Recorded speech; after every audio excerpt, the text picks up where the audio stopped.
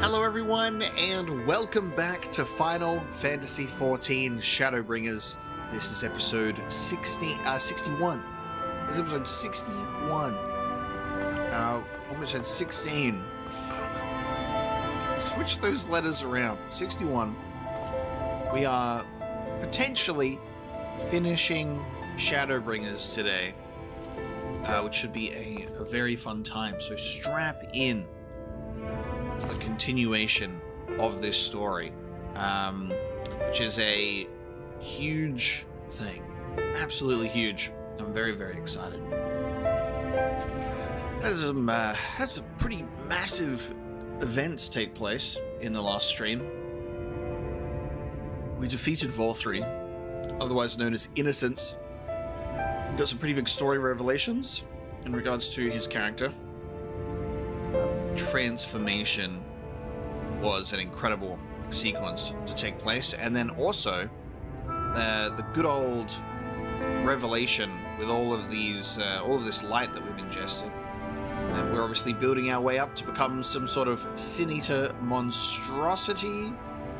We also had our cat boyfriend from the Crystal Tower raid in A Realm Reborn as our Crystal Exarch, which was one of our out of left field guesses, but it turned out not being that too out of left field, which is pretty wild.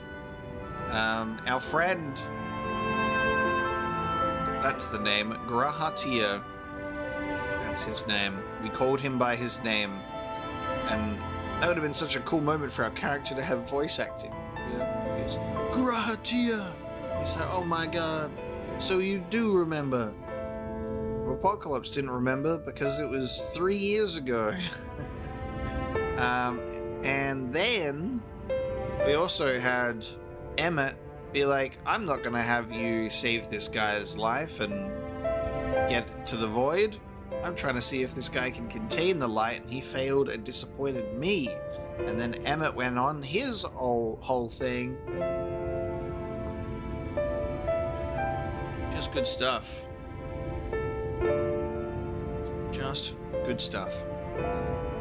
But today, we will be doing question marks. We're going to be speaking with our manager of suites, as light has returned to all of Norvrant. All of Norvrant. And we've got to go into reassuring the masses today. Yes, we have a very big tummy ache going on, but we'll have to see how we go in terms of calming that down. What are we going to do? Because Oriange was like, I've got a plan, safety precaution. But then it turns out that his plan was just knowing what the Exarch was going to do, and so that kind of messed with things a little bit. Oh, sir. You're awake. You were injured during the foray on Mount Ghoul, yes? I was here at my station, as always, when they carried you in on a makeshift stretcher looking disturbingly bereft of vigor. And to compound my worry, the sky has, well, I'm sure you've seen it, but has everyone rather concerned, to say the least. Seeing you up and about is the first good news we've had in a while. Assuming you feel strong enough, would you mayhap consider a stroll around the city to reassure our anxious citizens? Bragi was one of those who helped convey you to your chambers, and he has visited several times since to inquire after your condition.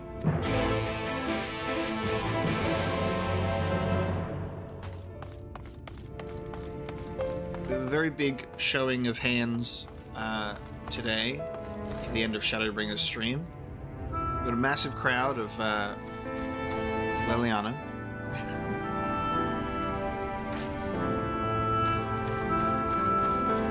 No gamers today. It's a sad space. They all got tummy aches too from eating too much of the light. We do not have a crowd. Mobius has logged in. He's here somewhere. He's probably fishing.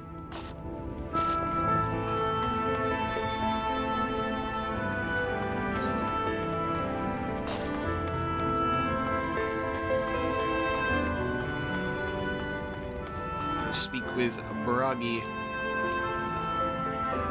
Oh, and also, sorry, to answer your earlier question there, Nihilus, in regards to the Dark Knight questline, I have recorded all of it so far. There's just like a final level 80 capstone quest, I believe, so I'm waiting to finish Shadowbringers, because that's the final quest that I gotta do. And then I'll be able to record that capstone quest, and then I'm gonna upload the video on YouTube, and that'll be my first pre-recorded Final Fantasy XIV video that I drop, which will be for the Dark Knight quest. And then I'll be slowly recording some other ones over time as well, when I have the time for it. I just thought it would be better to compile it all into one video instead of doing it over time.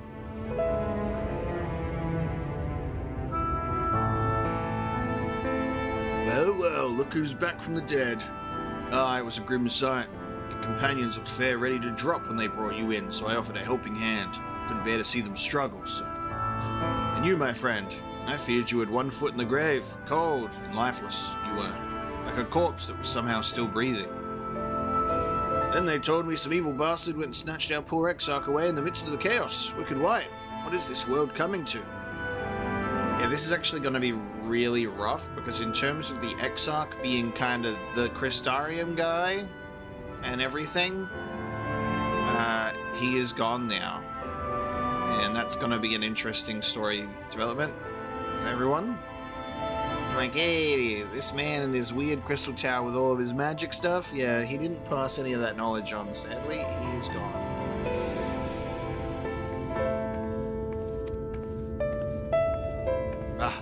Moaning never did a thing, did it? Nay, it's times like these that we Crystarium folk stand tall and do what needs to be done. Trade with Yulmore is back on the table. Best make use of those resources to fortify the city against the Aegis, whatever misery the fates deem fit to throw at us next. Speaking of misery, Jessamine was worried sick about you. A healer wringing her hands is not a sight you ever wish to see, let me tell you.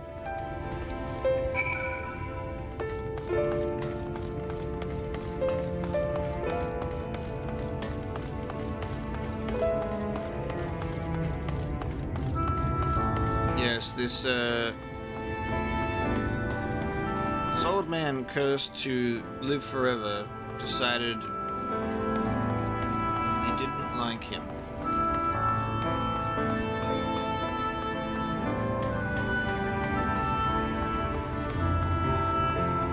Well done, Philippe. Congratulations.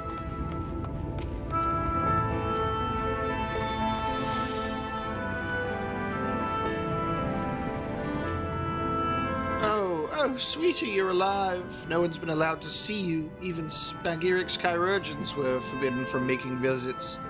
Reen was kind enough to let me know you were showing symptoms similar to Eta corruption, so I suppose there was little any of us could have done for you in any case.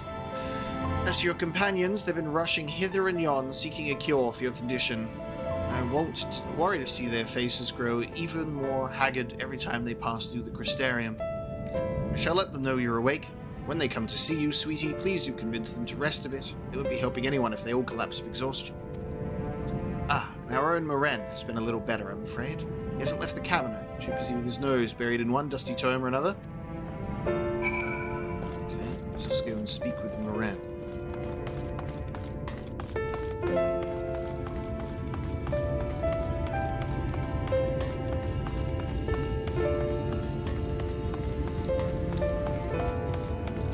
Thank you so much for the $1.99 super chat. I really appreciate that. It is a bit of a W Patreon at the moment, isn't it? Just a little bit.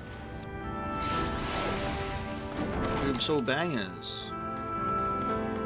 That's for sure. They're gonna get told another story today, maybe, from Moren.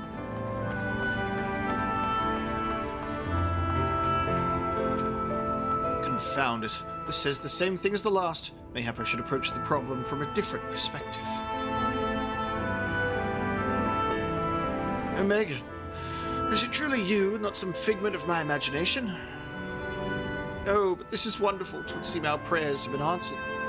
Feeling otherwise helpless, I've been scouring our shelves for the wisdom to explain this most worrisome conundrum. Why, with all the Light Wardens defeated, has the light returned to obscure the sky? Because I became all of them. The Light Warden. I must have posed over 100 tomes, but no definitive conclusion seems forthcoming. So many questions I would pose to the Exarch, and thus do I feel his absence all the more keenly. Now that you are awake, however, I am hopeful the search for our stolen steward might begin in earnest. Catalyst, meanwhile, leads the crystalline mean in preparations for battle. Though against what foe, we are as yet uncertain. Why not pay her a visit? I expect seeing you upright would be a much welcome relief. No book time. No story time for us.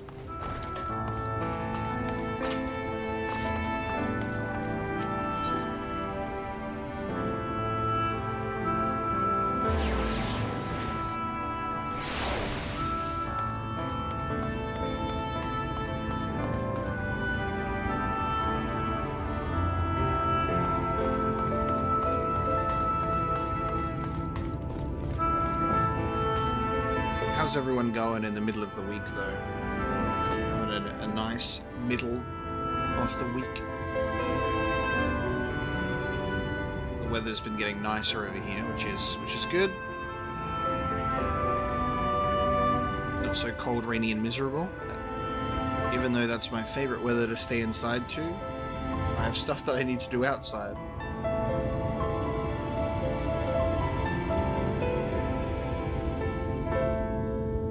No worries, Leon. Thanks so much for the kind comment.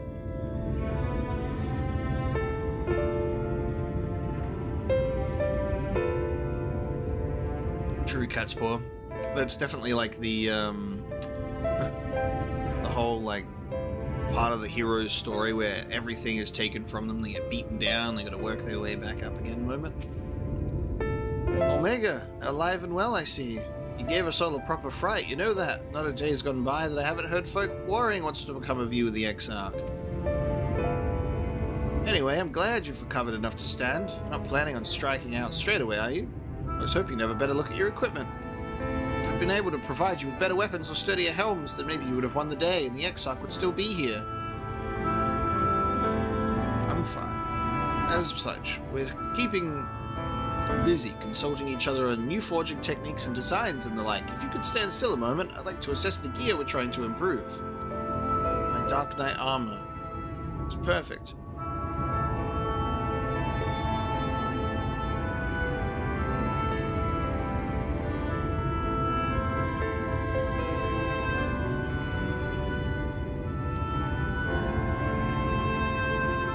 Data center rules were reverted today. That's interesting.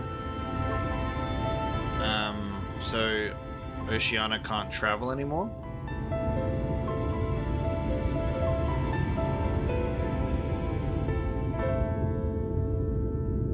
Nice, some good RPG activities for you, Nihilus. I'm gonna play Vampire the Masquerade Bloodlines one day. It's on the to-do list. Aye, well that's some fine work, I must admit. It would be impossible to make something better, but we need to experiment with different patterns and materials, and I'm not sure we have that kind of time. It sounds like a challenge that he would enjoy.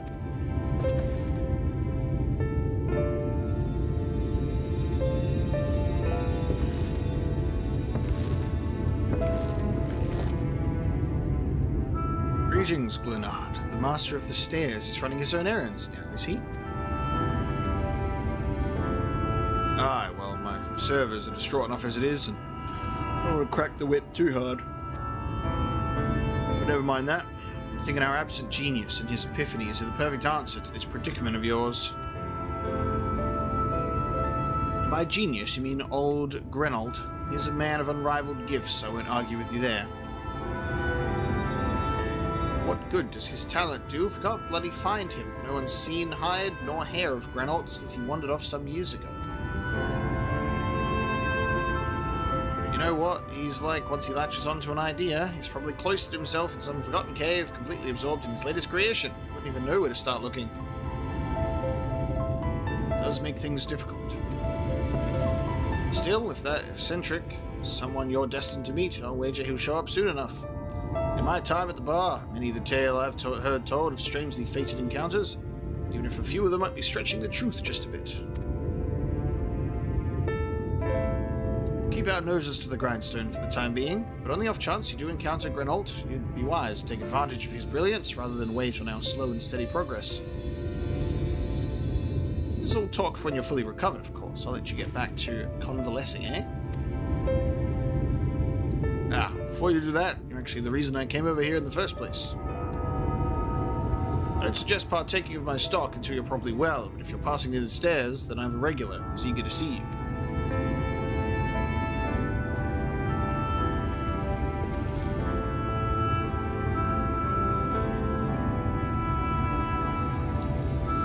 I'd best be getting back. Just because the world's coming apart at the seams doesn't mean we have to follow suit now, does it? Here, here. We can't forget the heart upon which this city was founded, or the Exarch might not have much of a home to return to.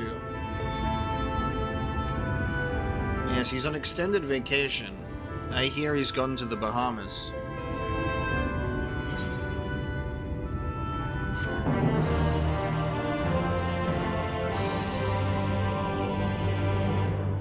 So we're just going to be keeping that one to ourselves for a while, I assume, of...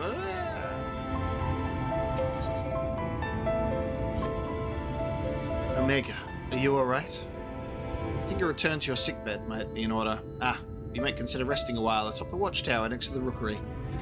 This damnable sky doesn't make for the most soothing scenery, but the Exarch often likes to stand there and feel the wind upon his face.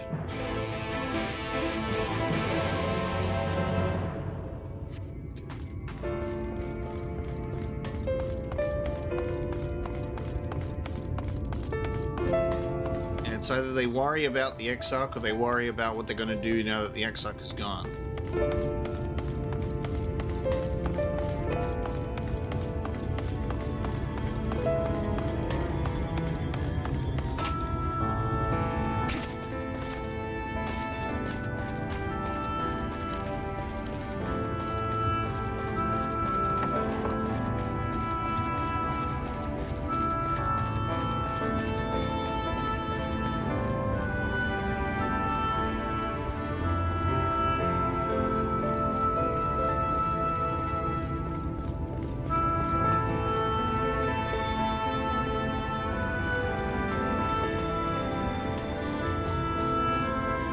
He's in. He made it.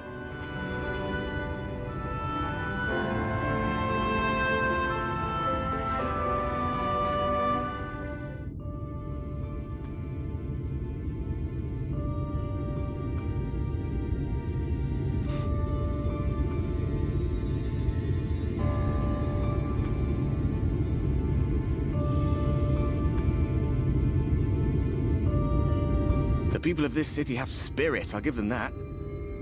They've not lost the will to fight.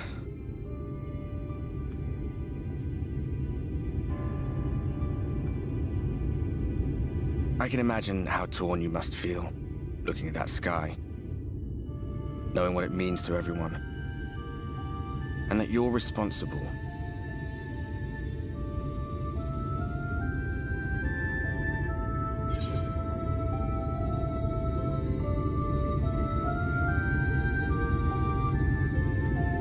Secrecy is worse. I'd rather people knew.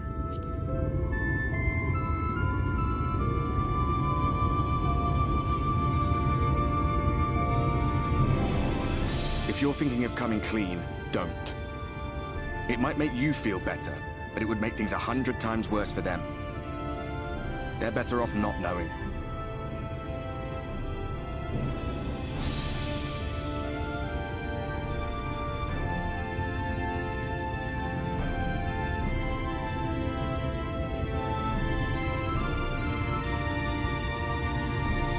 You're in a corner, and there doesn't seem to be any obvious way out.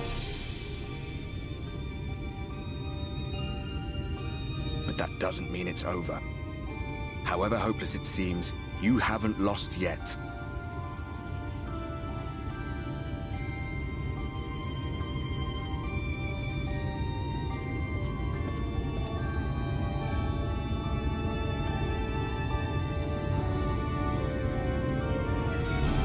I remember looking up at the sky like this before.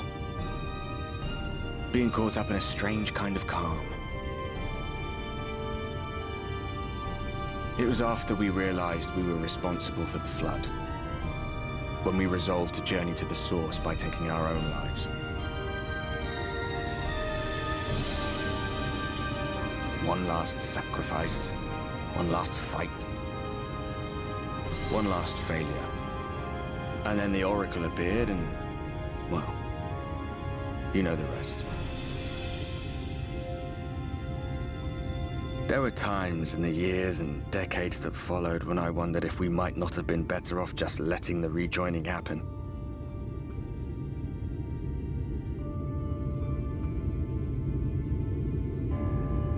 That we'd made one last mistake. But seeing that giant Talos stir to life cured me of any doubts I still had. Always we took the burden of fighting upon ourselves. That's what heroes do, isn't it? So we never had the chance to see anything like that. Our people coming together as one.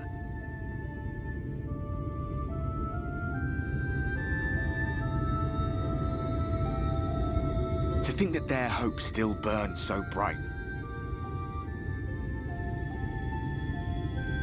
That they were still so eager to live, they would lift up their fellows, one on top of the other, till they reached the sky. No. We made the right decision. And I can finally feel proud of the part we played in helping this world survive. Yay.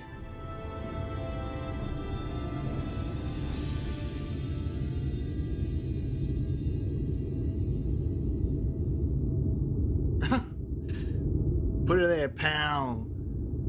The old fist bump. Come on, then. Are we actually gonna physically interact? Oh.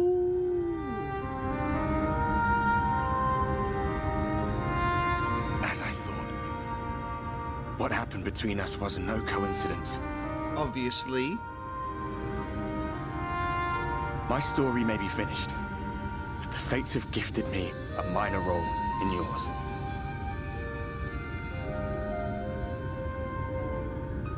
I suspected as much the moment I realized you could hear me. But it's hard not to doubt yourself when you're the man who caused the flood. I was afraid to do anything more than watch for fear of making things even worse. But no longer. After all, the path I once walked is now yours to finish.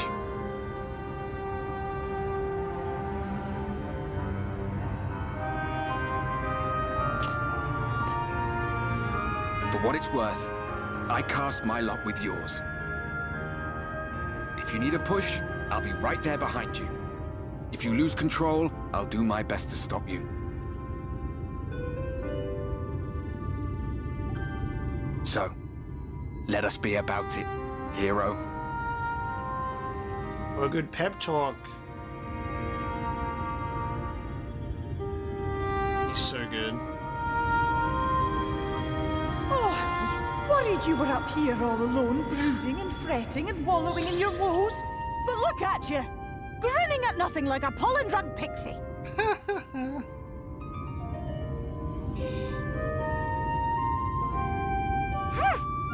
Look at what you've done to your ether.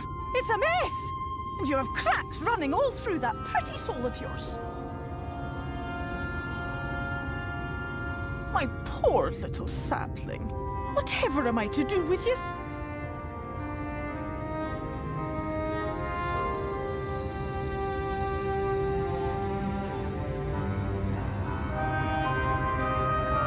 Shall I yield up my throne?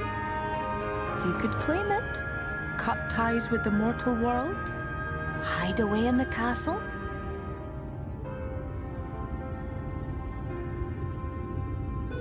It won't fix the problem, but would it really matter? If any pesky heroes come calling with steel and magic, all of Ilmeg will rise up in your defense. My crown and scepter are yours, if you want them.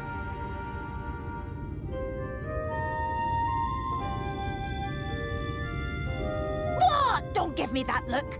Of course I knew before I asked that you'd never ever heed such a wicked suggestion. And besides, what would become of my precious and ephemeral flower?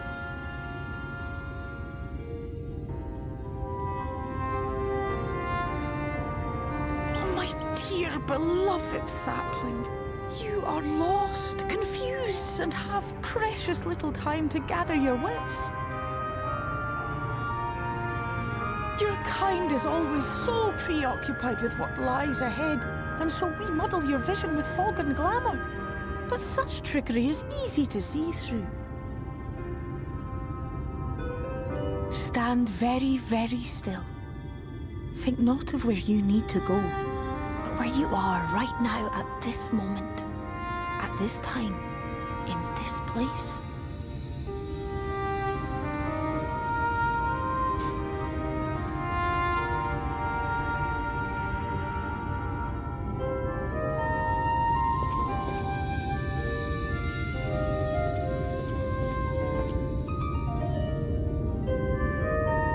Our cairn of crystal. From shadowed hood he watched you go, his ruby eyes with warmth aglow. See yourself as he saw you, and that shall be the clearest clue.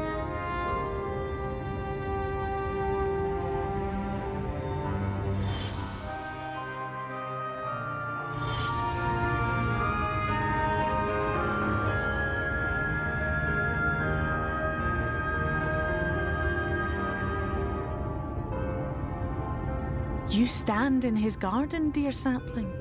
Ask his flowers what they know, and you will surely find an answer. But what will you do with it, I wonder? I'll be watching and waiting, waiting and watching.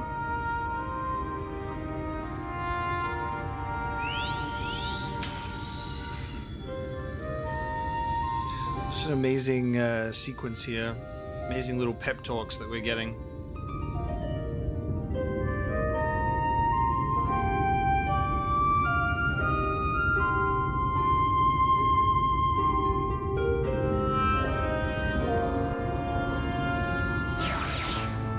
Ardbert's scene was really, really good. I love that conversation with him. He's never left our side. He's always been there for us, and I just know that he has such a role to play, you know, in helping us with our little light problem. The Feoul scene was also very touching to come right after that as well. My dear little sapling.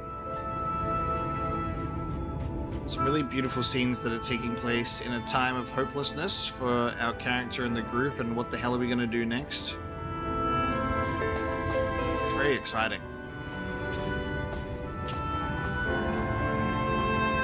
Good morning, Boudicca. Good afternoon to you. Would I react to a lore analysis video about Kratos, similar to a Vati Vidya video? Probably not, to be honest with you. Not something that I would be hugely excited about, or like, probably wouldn't really learn much to warrant a reaction of that. Watch it in my own time, maybe, but I don't think it would be a good video personally. That's probably why I don't do many lore reactions. More trouble than they're worth, unfortunately, on my side of things. And any more theories for the rest of the expansion, Philippe? I just know that Ardbert's going to play a big part, probably in relation to the light that I've absorbed. I think that he's going to have a very big redemption moment for himself, considering why Minfilia spared him and left him alive. So he's going to be the king to all this. He's going to be the king of Shadowbringers. I'm not sure about how it'll come into play. I also have no idea, outside of that, how we're going to excise the light from our body, because like we don't even have any enemies at the moment outside of Emmett Selk, who is beyond this place, and wants us to join him if we become a monster, and if our friends turn against us, which they haven't. So yeah, I have no idea where this final part leading up to the end of Shadowbringers will go, honestly. Just that Ardbert will be involved in some capacity. Oh, I did not expect to see you on your feet so soon. Surely you have not come in search of an Amara. What do I know of the Crystal Exarch? I'm happy to share, but I fear there will be no surprising revelations. As any in this city could tell you, he is a man of wisdom and compassion, and many untold secrets. None can doubt his generosity. When the Crystarium was being constructed, he even allowed folk to plunder the tower for resources. He has imposed no restrictions upon us but one. No one except the Exarch is permitted to dwell within the spire. Many seasons past, a comrade of mine was bold enough to ask the reason why. The Exarch merely smiled and said, because one day, the Crystal Tower may suddenly vanish as quickly as it arrived. Okay, so... interesting indeed.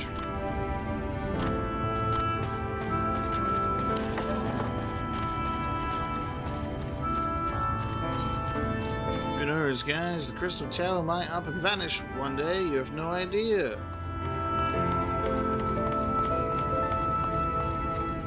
About that.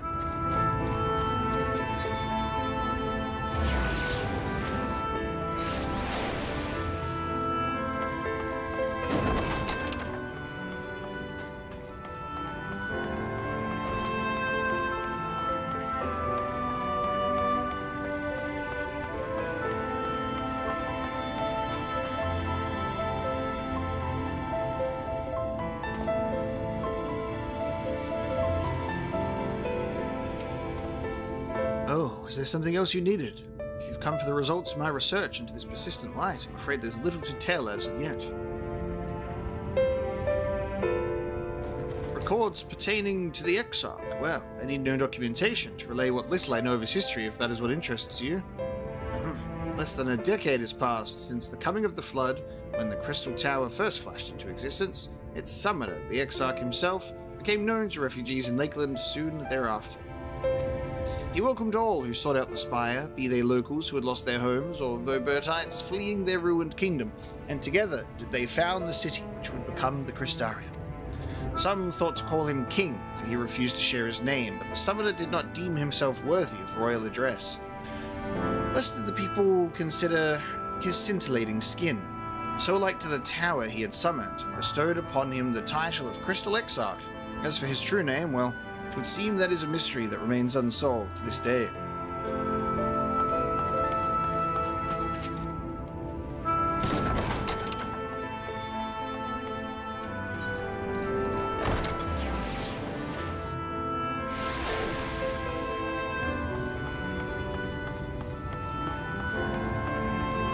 Speak to Cassard.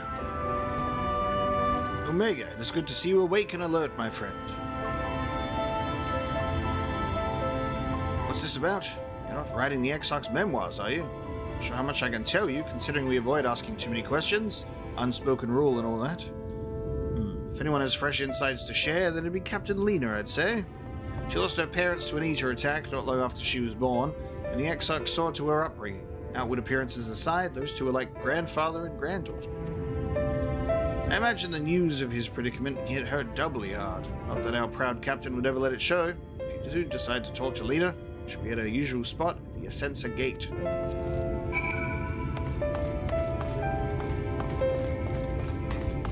Okay.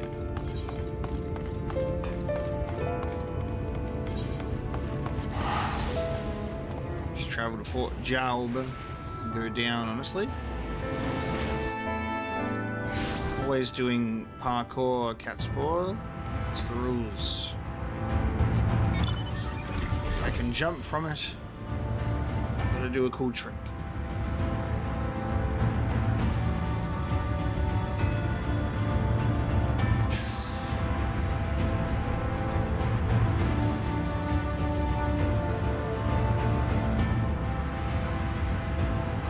Yeah, but this was cooler. My bike was involved, and I beat you. I beat you, Mobius. Omega, I was not told you had awoken.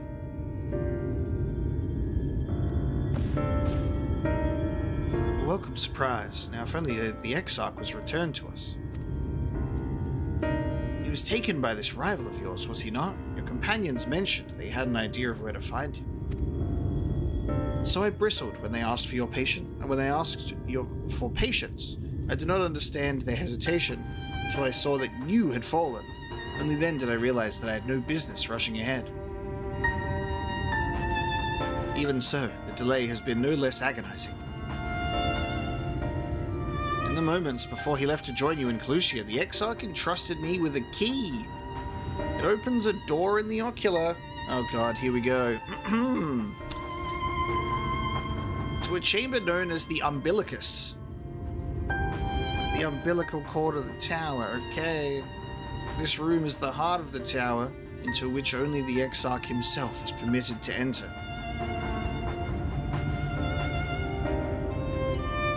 He bid me allow none into the tower once he had departed. Only in the event that an army of Eaters descended upon the city, I was to access the Umbilicus and awaken the defensive barrier. Never before had he left me with such instructions. But the battle with Vorthri loomed near, and at the time I accepted the key without much thought. Since then, however, that moment is all that occupies my mind. When I recall the look upon his face, he knew that some terrible fate awaited him. Tell me, Omega, I need to know what he feared, what battle you and your companions are truly fighting.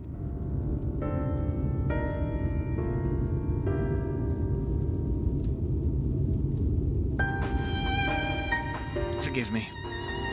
I trust in the Exarch, and I should not be voicing these doubts when he is not here to respond to them personally. But you have come to me with a question of your own, have you not?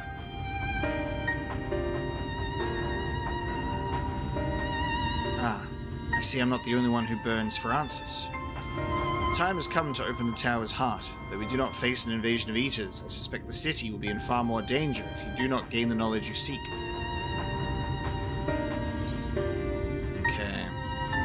A key to the Umbilicus.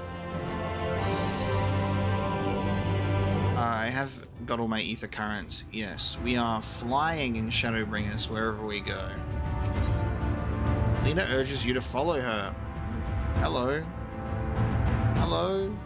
The unbroken thread. Come, meet me in the ocular and I will unlock the door within.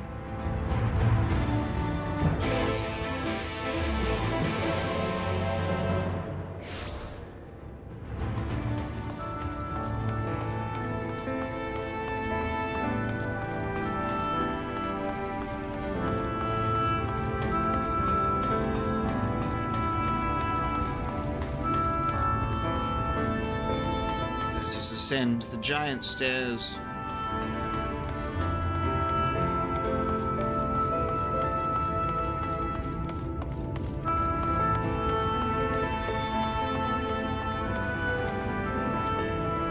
Master Omega, the captain said to expect you. Enter the ocular. The ocular?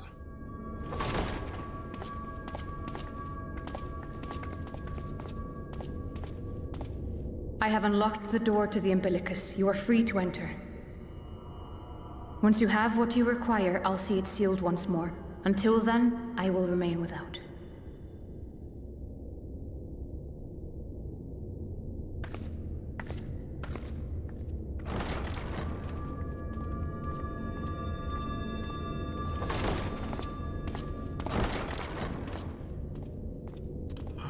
Books. Time to pour over some knowledge. Ooh, what is this?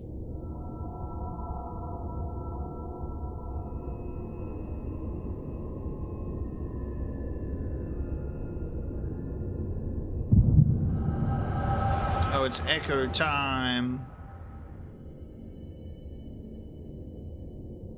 We found all of his Omega Ocelot fanfiction. Oh, Urianger, huh? A moment to collect my thoughts, I prithee. Urianger was allowed in the room. Thy true name is Grahart here, then? Sheesh. By thy claims, thou too art a native of the Source, though from an age beyond our own, when the 8th umbral calamity hath visited devastation upon our star.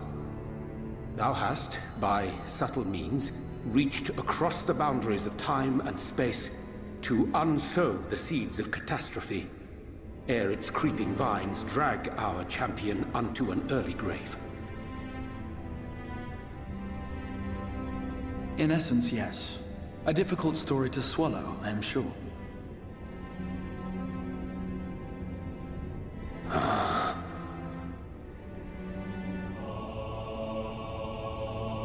I doubt not the veracity of thy words, not the account of thy coming, nor that of the fated calamity. Yet my mind straineth still to apprehend the enormity of this tale. Wouldst thou favor me with a gradual unfolding of its chapters? Certainly.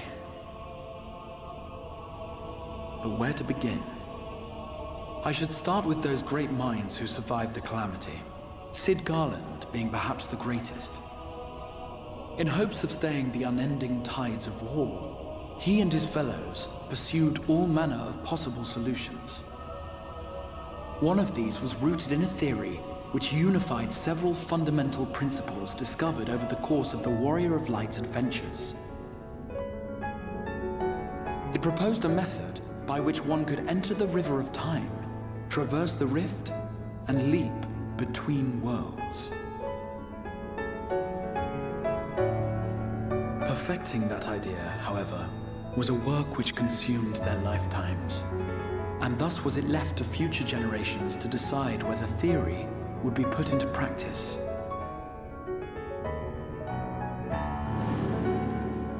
But all the while, the world continued to burn. Hope was a feeble outpost, beset on all sides by thievery and misery and murder. People cried out in despair, "There is no hope, we are finished. Mankind is finished." Then others raised their voices in answer. Though we be beyond salvation, those who came before may yet be saved. We will forge a crossroads and pave the way for a different future. By the wisdom of our forebears, we will prevent this calamity from ever having come to pass.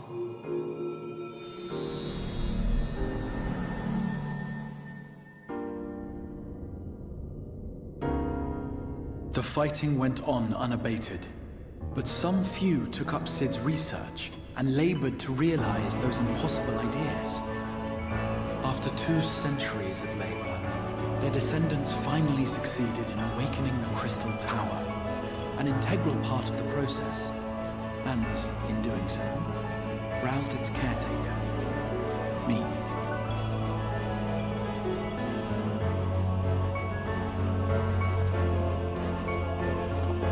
By this stage, scholars had largely established the phenomena underpinning the rejoining, and identified the first as the shard which precipitated the 8th umbral calamity. This grand structure was already capable of storing the energies required to attempt the translocation. All that remained was to augment some few of its functions based upon the theoretical models of Sid and his compeers. And by means of such technologies didst thou effect thine arrival in the first, to an age before this star had joined with the Source.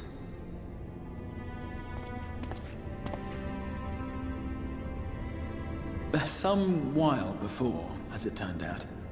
'Tis all but impossible to predict how time will flow between one world and the next, and we missed our mark by almost an entire century. But this only worked in our favor.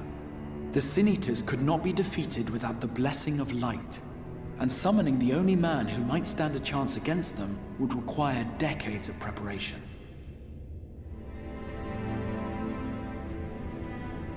An undertaking of scarce credible endurance. That thou hast kept thy plan from falling into disarray these many years bordereth on the miraculous. Yet howsoever history be rewritten, thy present self was shaped by events which followed the calamity. Should said catastrophe be averted, the very skein of thine existence will unravel. Surely thou hast foreseen this. I am aware of the consequences.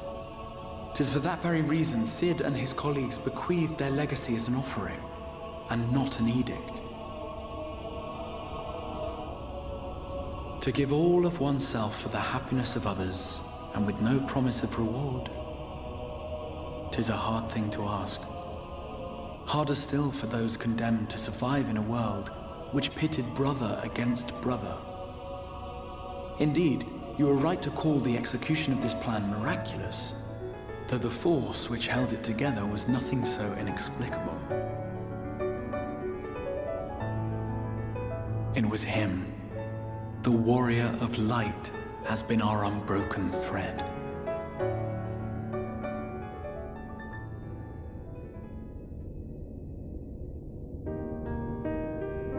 Where others would stumble and fall, he would rise above.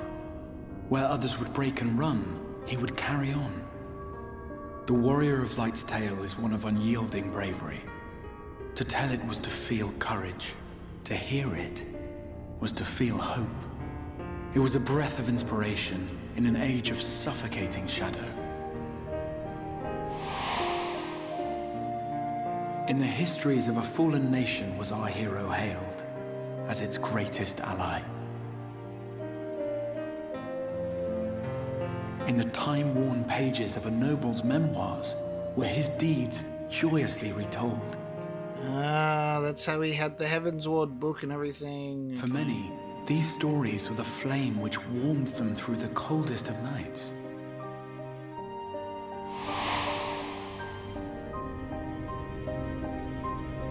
And so it should come as little surprise that the plan found no shortage of volunteers, concerning as it did the warrior of light himself. It was their chance to add their own verse to the hero's saga. I wasn't wrong, he's got all of the Omega Ocelot fanfiction. Brought them all together to send their final message back through time and space to him. Throw wide the gates.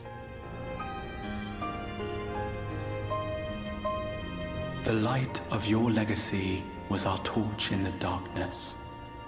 Burn bright again and live.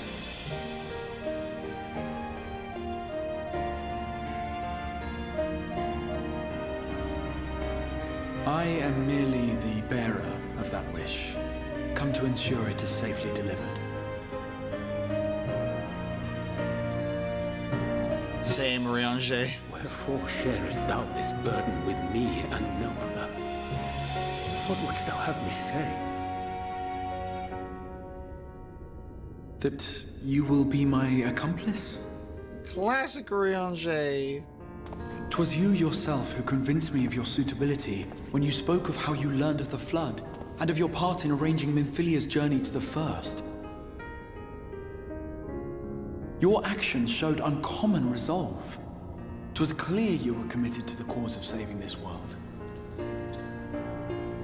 I knew I could trust you to choose the right path forward, even if that choice came with a heavy price. He is that kind of guy. What price?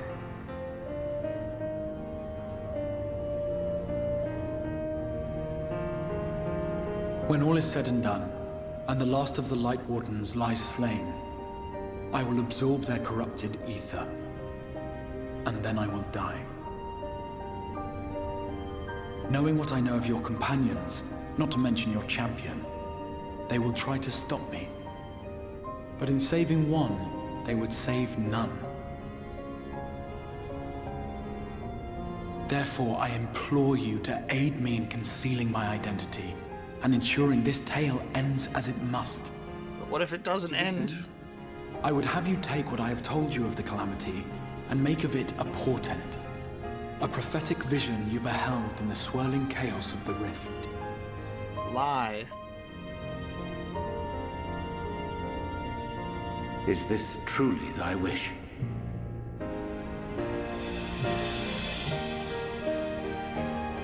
History remembered the Warrior of Light, as I knew it would.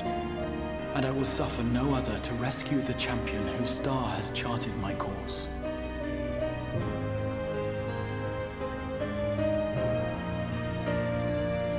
I will see this tale to a happy end, my friend. There has been enough tragedy.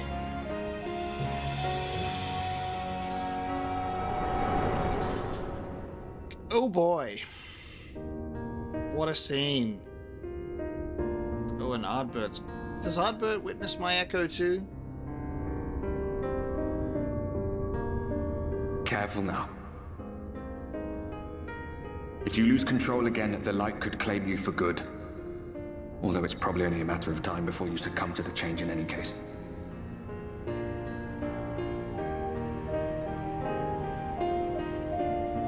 What do you mean to do?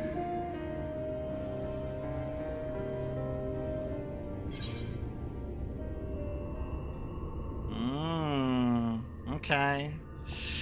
Let me just take this brief moment of pause in this dialogue scene to speak. Because, holy shit! So as soon as you see Urianger in the room, you're like, okay, this is before he got his fancy new outfit. So this was around the time that he would have first arrived. And you're like, okay. So he's not only known about this, like, recently, like, the Exarch didn't go, hey, by the way, we're gonna do this at the end. He's known since before any of this has happened, and then has gone to relay to everyone, yeah, so I had this crazy vision, guys. What a story, though. We're literally getting the future Trunks arc of Final Fantasy XIV, and I love that so much. Grahatia, the goddamn future Trunks, in our doomed future, where Goku, aka the Warrior of Light, has perished in the 8th Umbral Calamity. Cid Garlon survives, of course. 200 years later, they eventually figure out how to get into the Crystal Tower. So it is the one and the same Crystal Tower that has been teleported from the source to the first with our Exarch, taking with him all the books of my lovely stories that have been told of me. This is incredible. Which means,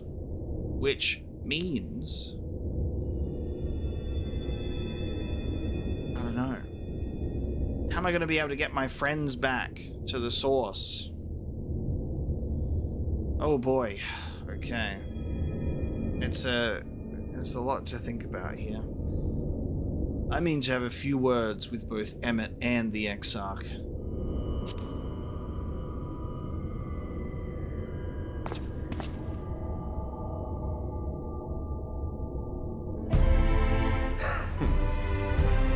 We should be on our way.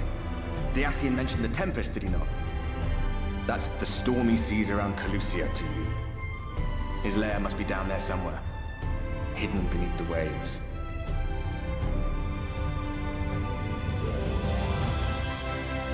We go then. Alright, that echo was definitely useful.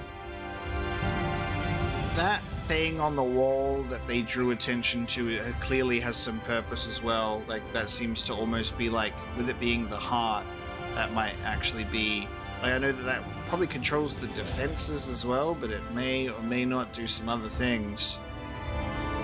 I reckon we'll be back to that room. Did you find the answers you sought? If there is nothing more you need, I will go and lock the door. I have questions about the Tempest. The Tempest? That is the name given to the seas by which Calusia is bound. If you make a request to the Tamers, they will provide you with an Amaru to fly you over the waters, but I wish to go under the water. I mean to leave right this moment, alone. I'm not sure that... Nay, I will not seek to stop you. Go with the blessings of the Shadow, and I shall await your safe return. Speak with the aspiring Amaru Tamer.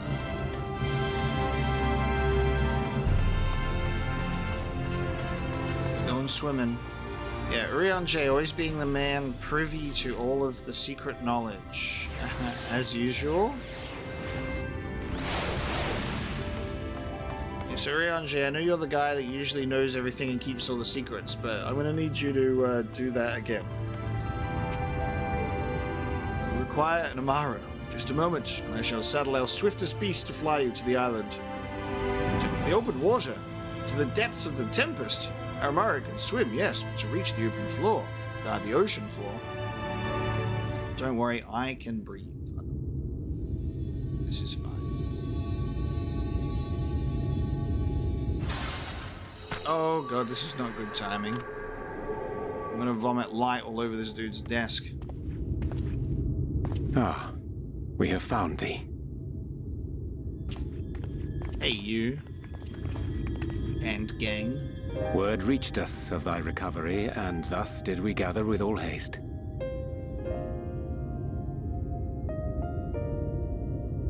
Ah. By thy looks, I gather thou hast gleaned that which I came to tell thee.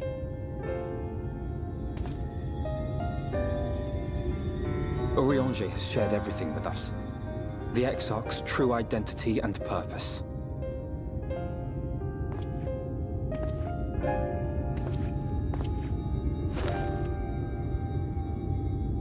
I offer no excuses. When I agreed to aid the Exarch with his plans, 'twas in full acceptance of the condemnation I would face when my duplicity was laid bare. Again. Yet it is not rancor, but resolve that I sense in thee. Thou art fully intent upon walking thy path to its end, art thou not? If thou canst forgive my deception, or, failing that, set aside thy displeasure for a time, I do beg leave to follow thee. What strength and wisdom I possess are thine to command. Your intentions are pure, my boy. And it's also... he also had that situation kind of forced upon him. He didn't really have a choice about that one. He's like, I'll have you do this. I'm like, oh fuck, I've been literally spirited away to a different dimension. Sure, I'll just live in this world and do what you want. Silly guy, this is different than having your secret meetings with Ascians. I forgive you. Let's go.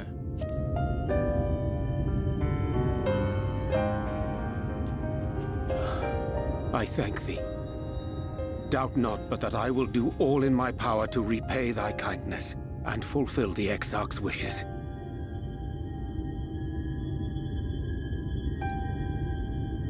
I'm sorry, but I don't think this is a good idea.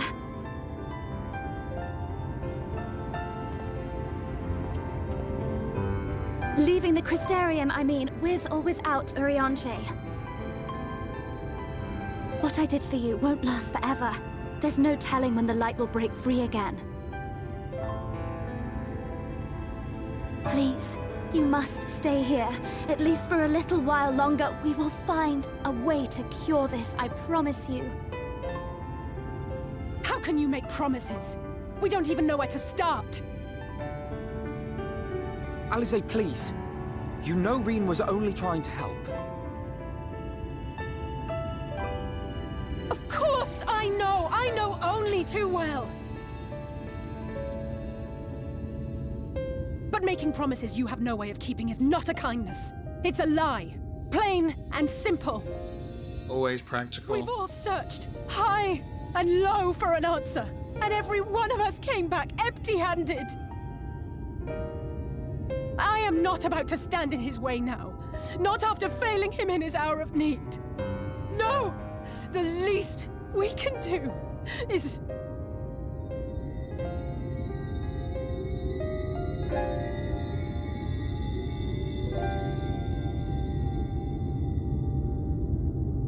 We will go with you as well. This is huge for Alice. There is naught to be gained by standing still. Indeed, we have exhausted every other avenue. Lead, and we shall follow. If there is any hope to be found, then we will surely find it at your side. Are we all in agreement then?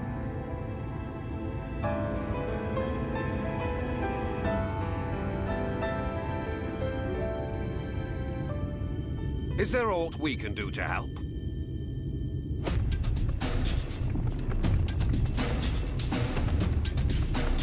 Though we may not know the whole story, we do know you're in for a fight. And while the Exarch's away, it falls to the rest of us to see the Warrior of Darkness is given a proper send-off. Yeah. You told them! It's like, it's kind of obvious, bro. Look at him. No. Well, not in so many words. Aye, we didn't need it spelled out for us. When the night sky appeared over whichever place you went to, it was harder not to put two and two together. And he kind of looks like one, doesn't he? From the moment I heard that you and the Exarch shared the homeland, I had my suspicions. That's so funny. Long had he been waiting for a certain someone to arrive. And I knew at once that it must be you. Exactly. When he went up to meet you, 'twas clear it was no ordinary visitor. That spring in his step spoke volumes. I could feel his excitement. Me too! That's right! This is so funny that everyone's kind of pretty much known all along anyway. Just stroll into town looking like that, and everyone's like, yeah, it's just a normal guy. We do not fully understand where you or the Exarch hail from, or why you've all done so much to protect us. But we are deeply grateful nonetheless. So, if there is anything at all we might do to aid your journey, you need only name it. What would you have of us?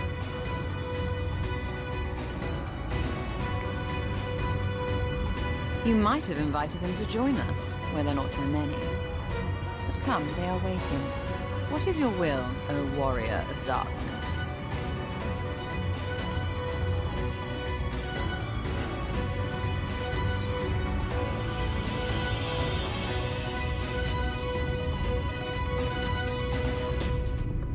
Defend the Crystarium until we return.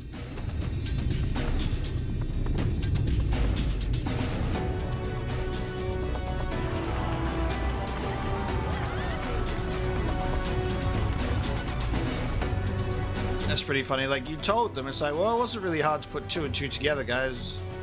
Truly.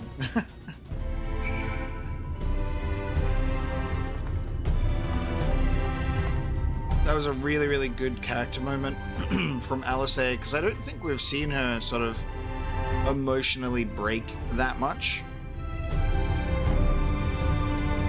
I once said that I wanted to fight for Estinian, that I wanted to save him, not let him be sacrificed for a cause. And now I say the same to you. There he is, he's right here. I brought him with me, Alphino. There he is. Just so you know, I will not look kindly on any further attempts to leave us behind. We do this together. Gods know you've spent enough time charging into danger on our behalf. It's only fair that we return the favor. The only one of the Scions to not have anything to say in that scene, by the way. The volunteers who journeyed to Calusia have all been safely returned to their homes. They've also assured us that they would do their best to hold the Eaters at bay in our absence. There's nothing I can do to cleanse you of the light's corruption, but I'll do everything in my power to keep it in check. If the Warden's ether overwhelms you again, you will become a Sin Eater, so please, save your strength for when it really matters. But I'm supposed to fight. I'm screwed. I am screwed. Thou didst plan to commandeer an Amaro for thy journey to the open sea. I fear the following dive down into Emmett Selk's underwater abode would drain even thy legendary stamina. Thus, during thy convalescence, we considered the most efficacious method for reaching the depths of the Tempest, and I believe we have arrived at an elegant solution. Yet ere we discuss this step, I suggest thou dost conclude such pressing business as remains to thee in the Crystarium. Once the sea closeth above our heads, we are unlikely to surface again until our grand deed is done. Okay, they're giving me the, hey, a bit of a point of no return here, we're going underwater, so put your affairs in order. I think that we should bolster on ahead. But give me one moment.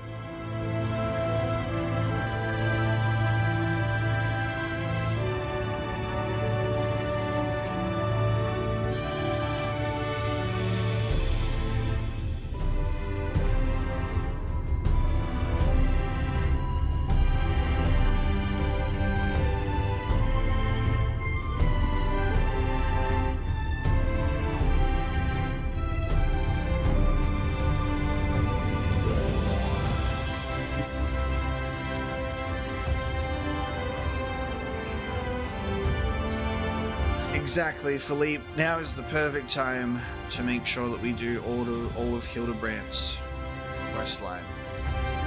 It is time.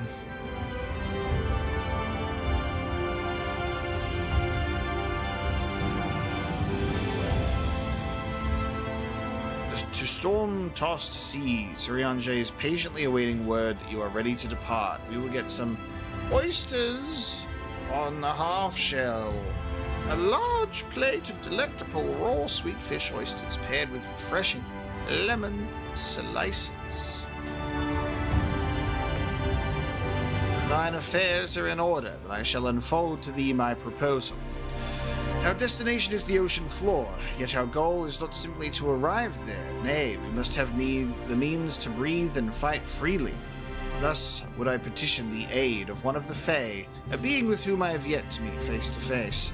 Rather than waste words on explanation, I bid thee follow me unto the hamlet of Sullen, which lieth to the south and west. All will become abundantly clear, I promise thee.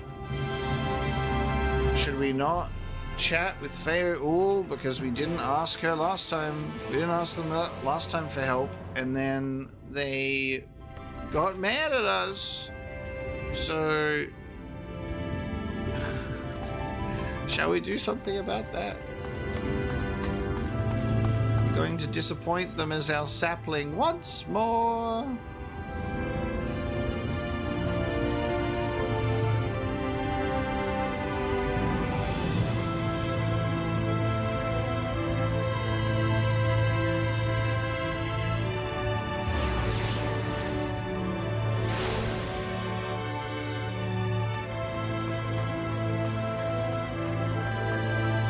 Definitely play Detroit Become Human one day, Daniel.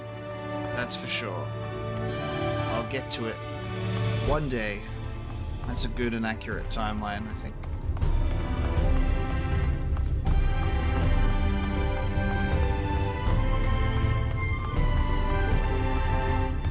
Bottom of on the list. Oh.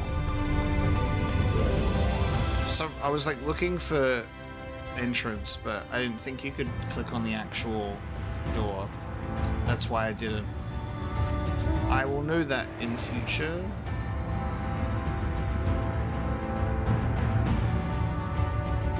Thank you, Lyra. You get me.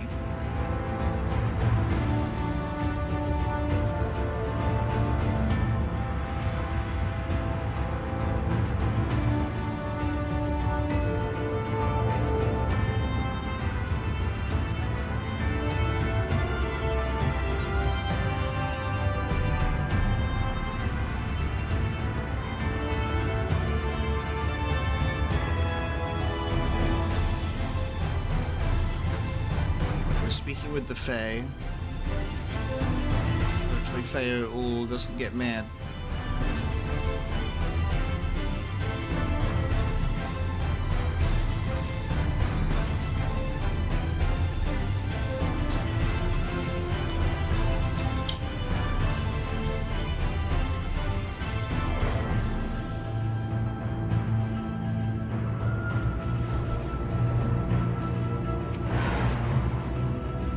There, to the west, canst thou discern the hump of an isle rising above the water? That foliage-covered mass hideth the key to our safe descent. Swim close and plunge thee beneath the surface, thou shalt soon divine the reason for mine insistence. Though it may be much to my shame, I can but flail and flounder where thou mayest glide as a fish. I shall board a boat to the island and spare one and all the spectacle of mine inept strokes. Urianger. He's got a weak stroke game.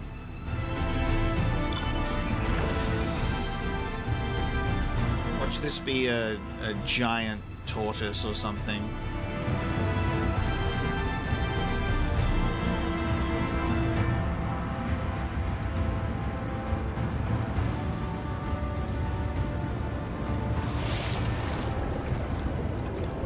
My underwater motorcycle. Aww. It's not a giant tortoise at all. The Isle of Ken. We call this Ken.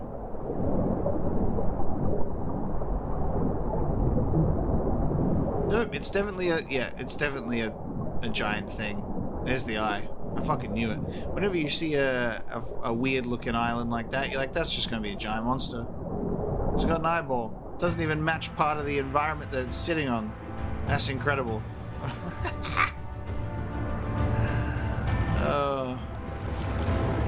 Eyeball spotted.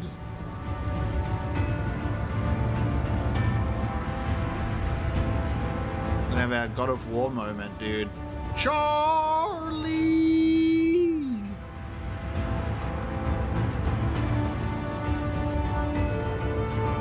Just doesn't even look natural, you know? It looks like a magical little back. I've seen too many giant tortoises.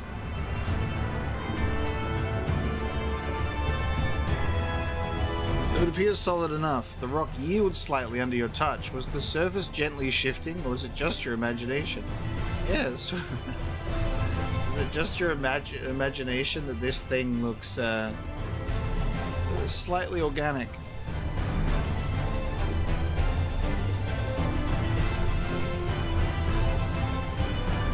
Oh, look, the other investigation point is quite literally the eye too. On the other side. Look at this thing. So it's definitely not a giant tortoise, but it's something. It's Monstro, and we're about to have a Pinocchio moment. Two curved slabs of rock seem squeezed together here, giving the impression of giant stone eyelids. Whoa, this thing looks like it's some sort of giant living creature or something. That would be crazy if that was true, but it would never be true. This is Final Fantasy. Lay it on me, Orion-J. What's going on?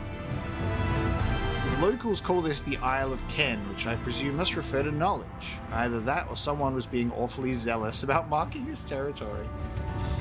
No, this little beastie is called Ken. That's his name. Even seeing it up close, I'm still not sure what's special about this island. It's because you gotta go swimming. Is everyone else on different points on the island? This lake is enormous. Assuming my geography is correct, this would be the Mirror of Silvertear back in the source, although the size hardly compares.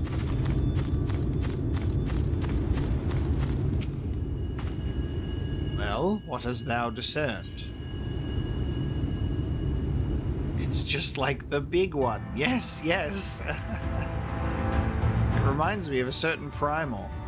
I wonder if anyone would have done this and be like, yeah, it's just an ordinary island.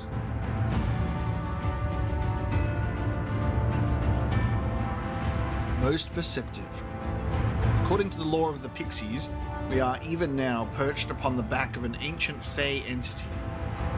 I'm locked in, baby. Its name is Bismarck. Shit, okay. Wow. One and the same, okay.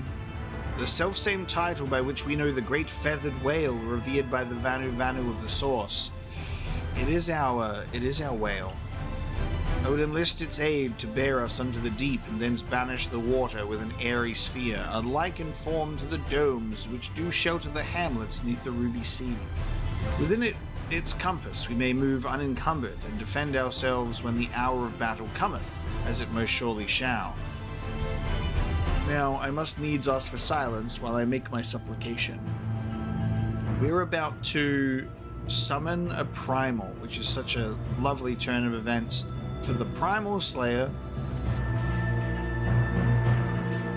Let's just summon Bismarck, guys. That would be fine. Otherwise known as Ken. Okay, so I was onto something with Giant Tortoise, but turns out Bismarck was more accurate.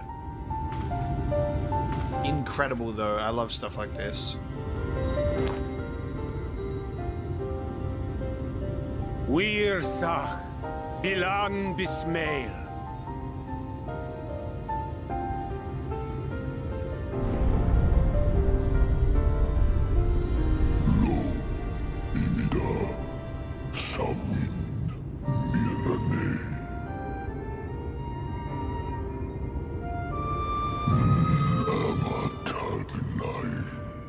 Little neighbor. Fallen si lor wislan. Ada si alina.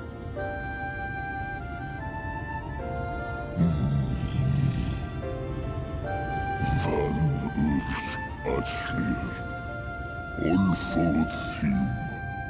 Iri guath.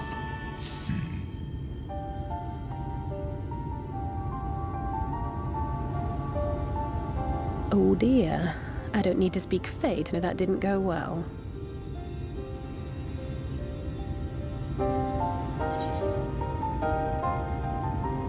Yes, please. We need Feul.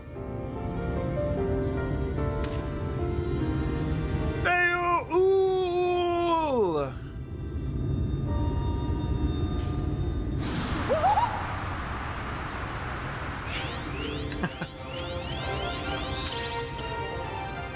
You've been summoned this time.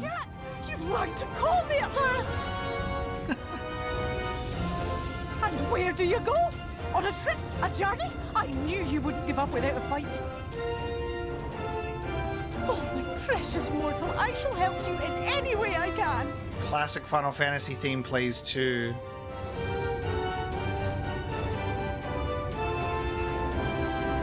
Gers Bismail win picked. Van dromi drom Jacob.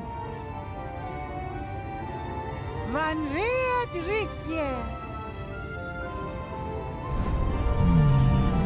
I got him.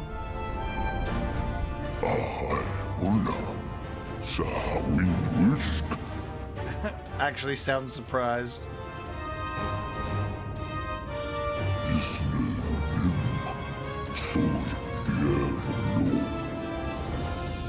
My beautiful king.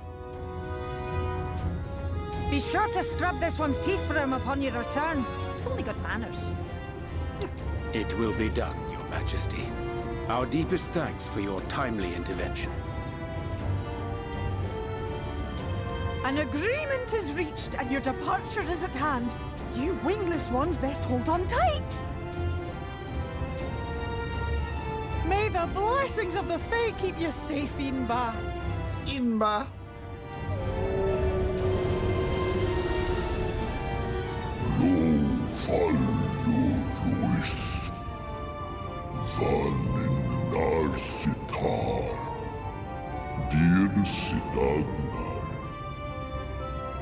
What a voice.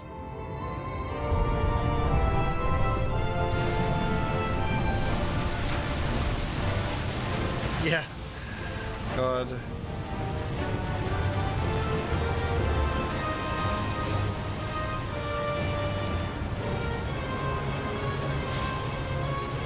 You know when it starts playing this specific Final Fantasy theme, that shit's really happening. And it was perfectly timed to... Look at that. I'm gonna need a mount that is accurate to that size. Oh fuck, everyone's gonna see it. And just like that, it's all gone back to the way it was. Yeah, sorry, Irvith, you're about to see a big old whale. What was you expecting? 100 years of honey and rainbows? Seeing them Yulmore types wake up and smell the ashes was miracle enough for me. Ah, but the magic in the air when that ladder started moving. And when that great hulking Talos rose up. Gods. I could live 1,000 years and never behold anything so amazing.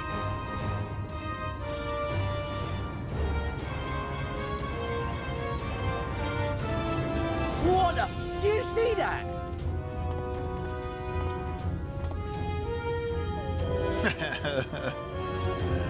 It is.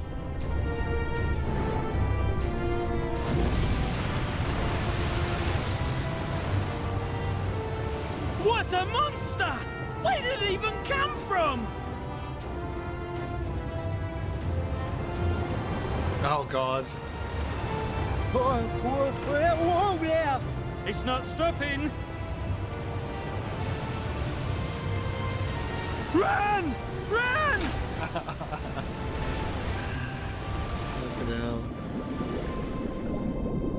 And thus Yulmore was plunged and became the new Atlantis. Plunged into the depths. Banana Anna. Tilden Sino. Iri Halmsi. Funne. Aktva Thonyasni. Tagnai.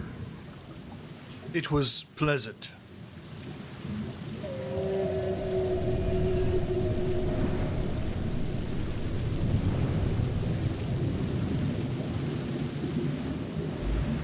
So Emmett Silk just hanging out at the bottom of the ocean, huh?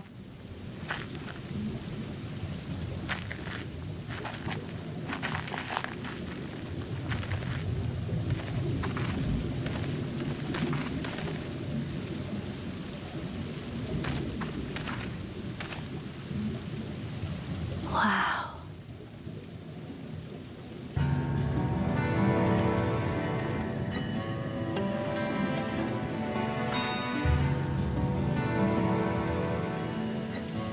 Music.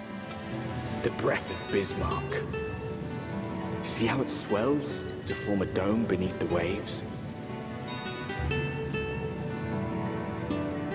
The waters recede. The tempest's floor is laid. In defiance of the blinding sky, this place holds fast to its gloom. The last refuge of he who denies the light with every fiber of his being.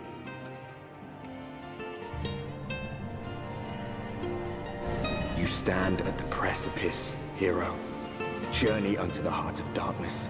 Finish it. There it is, the Tempest. Very, like, final boss area. Like, end of the game type shit, you know? Where you, like, reach that, the very fantastical final location. I just wanted to check in with everybody. Everybody all good on stream? Because it looks like my stream disconnected for a brief moment there and then reconnected again. Right in the middle of that cutscene, which is really annoying. There's a momentary hiccup. Okay. All good. Very good. Yeah, disconnected ever so briefly, but I'm glad that it's okay. I dare say Urianger endured much playful attention from the Pixies to learn the lore of Bismarck. He is nothing if not a dedicated scholar. Nerd! With all that water out of the way, we'll be able to venture quite some distance. Emmett Selk must be hiding around here somewhere. Yeah, the concept of, like, a dome being formed and therefore there being, like, no, we're not actually underwater, but we also are underwater, and, like, underwater waterfalls in that sense. Such a cool idea. This is amazing. I can't even see the surface. Bismarck must be powerful indeed to create a dome of this size. I can only pray to whichever gods are listening that it continues to hold. I remember being impressed by the domes of the Ruby Sea, but this makes them look like bubbles in a stream. Full glad am I. Bismarck was true to his word. No, stop that. There was the dialogue sometimes instantly changes, and then sometimes there's a little bit of a lag, and then we end up missing dialogue. We are arrived in the Tempest, safe and dry. It is here that we shall find the lair of Emmet Selk, and I believe the imprisoned Exarch as well. For an Ascian alone, it is of course a trifling matter to flee unto the rift, yet I suspect such travel is nigh impossible with a mortal in one's custody. Right on. Now, I was under the impression that Grahatia, our Crystal Exarch, was actually shot and killed.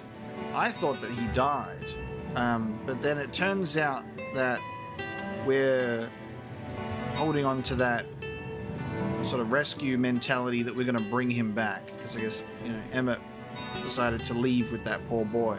So I suppose we'll find out, but I was like, I don't know. That was a whole ass bullet to the back, you know.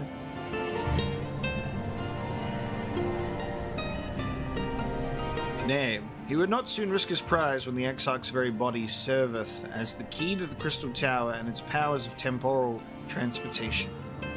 Thus am I all but certain that this underwater realm harboureth our friend and enemy both. We have but to find them.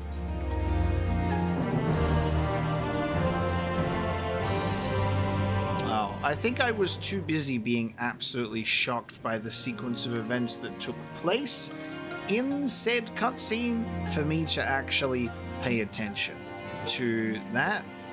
So he was still alive.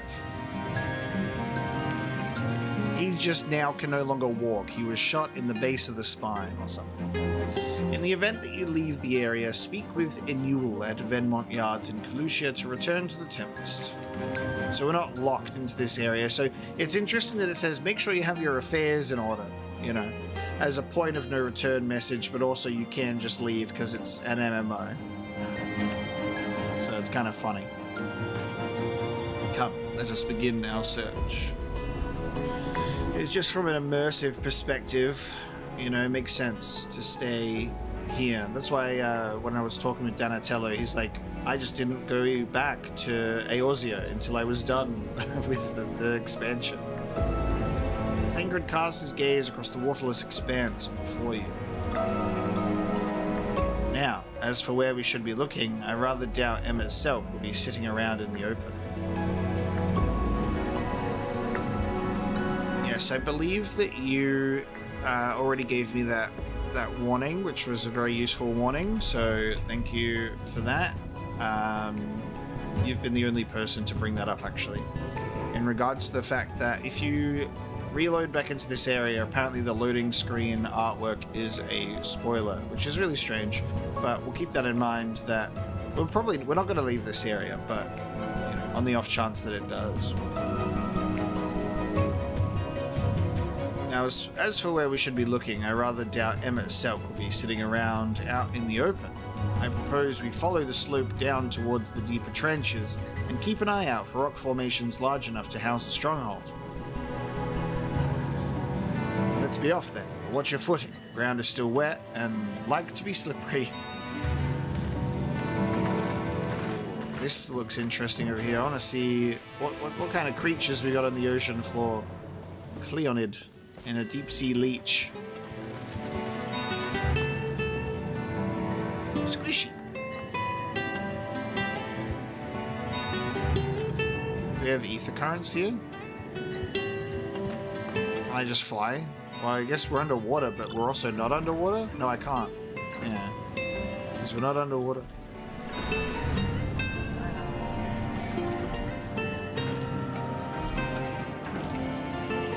Okay. Seems pretty serious, guys. I will do as I'm told, and we'll push on this way. Sea gelatin.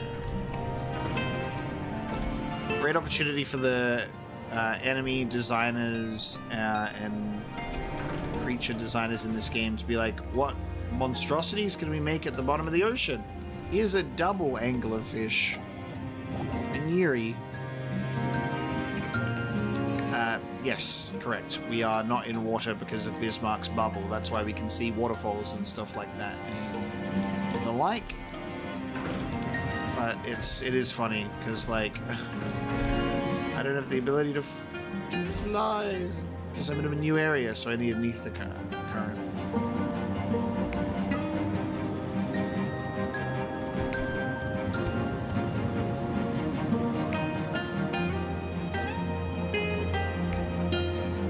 Just heading in the direction of the thing. I assume that the exploration is going to be tied to the very ominous, shrouded, clear structure over there. Like, you can see that there is the silhouette of an underwater something that is obscured. So I'm assuming that's what we mean by exploration. So it is intentionally obscured. I cannot see what it actually looks like.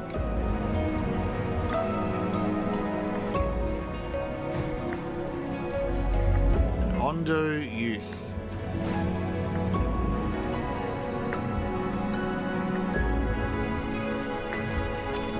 Ondo. Okay.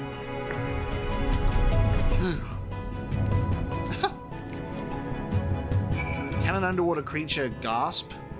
Do they gasp from their gills?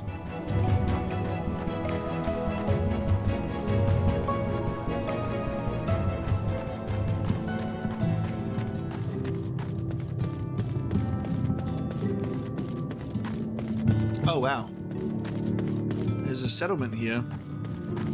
And a very cool looking aetheryte. You heard the graphic update messed with the views down here? Damn, okay. That's unfortunate. So it's not supposed to look like that. I thought it was going to be just intentionally obscured because we were underwater, you know? So that would make sense. I guess we'll find out. I'm sure Galleon will go, here's a picture of what it's supposed to look like. You're not supposed to see anything but dense fog. Oh, okay. So you're not even supposed to see the structure? Okay. Right on, dude. Oh no! Final Fantasy XIV got Silent Hill 2'd. They fucked with the fog. The finless ones, they followed me. Why have you come? Was it you who took away our water? Yeah, we just disrupted this whole, like, settlement.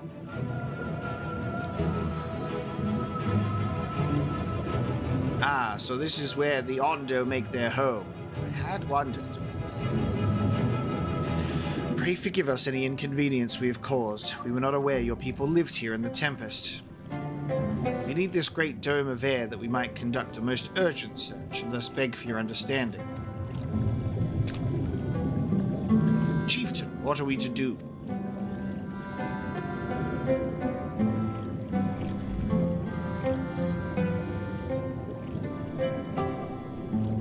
My soul is being peered into. Are you emissaries of the Ancient Ones? The mysteries have stirred. We have seen the illuminated land shining through the gloom of the abyss. If you are the emissaries, the chosen, I bid you welcome. If you are not, I bid you leave. I am not sure I understand. Would you be willing to elaborate?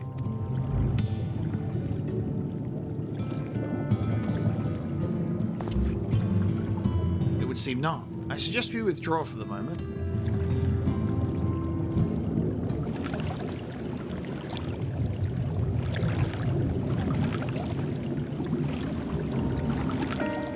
So, what's the plan? Given your condition, I'm reluctant to suggest lingering here.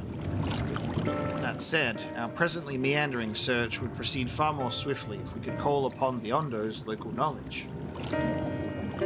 Yes, I'd like to know more about this illuminated land the chieftain spoke of. Could it be Emmett Selk's stronghold, do you suppose? Perhaps he lit the lanterns upon his return. We cannot dismiss the possibility, but if these Ondo refuse to speak with us, Omega, do you remember my first scheme for entering Yulmore? How I had planned to ingratiate myself by offering lucrative trading opportunities with the Ondo. The individual I dealt with was reticent in manner and curious in custom, but we were able to reach an agreement nonetheless. I believe that with the right approach, we can build a similar relationship here. What kind of approach did you have in mind? The chieftain fellow didn't leave us with many options. If we are to tread the swiftest course, then we must needs locate its beginning.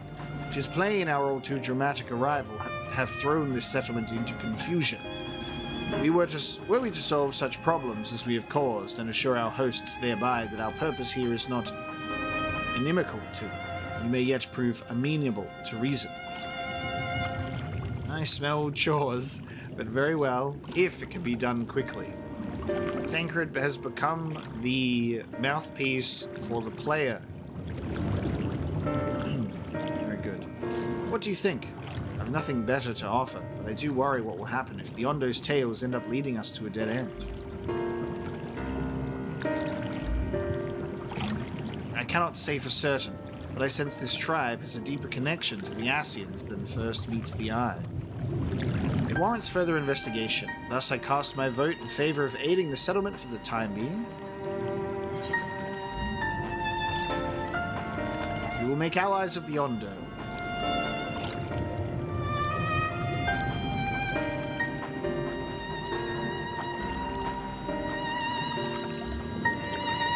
Then it is settled. Ishtola, pray proceed with your investigations. The rest of us will see about fostering some goodwill. Let us foster some goodwill.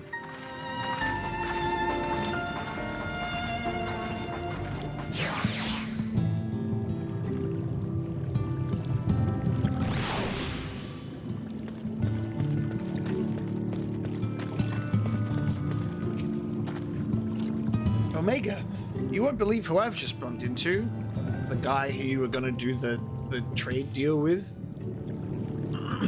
Because who else could it be, Alphino? This is Pausius Owen. That's definitely how we say that name, guys. I just say words how they read, and this guy's name is Pausius Owen. The very fellow I did business with prior to our ill-fated stay in Yulmore.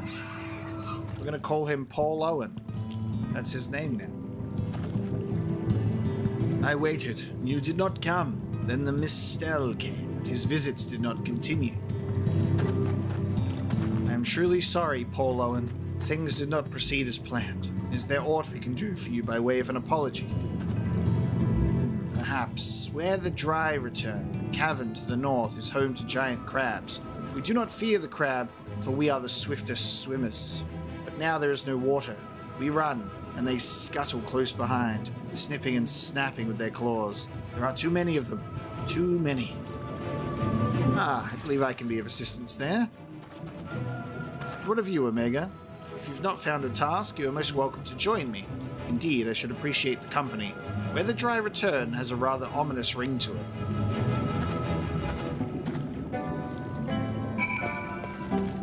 Let us go then. Oh god.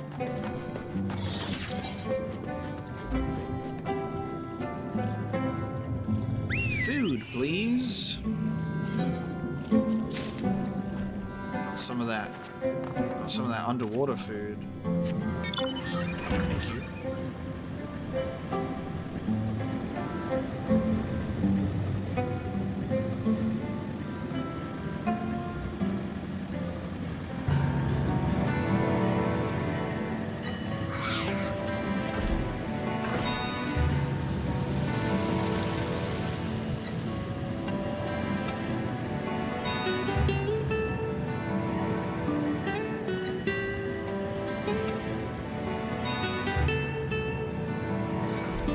Liking this music.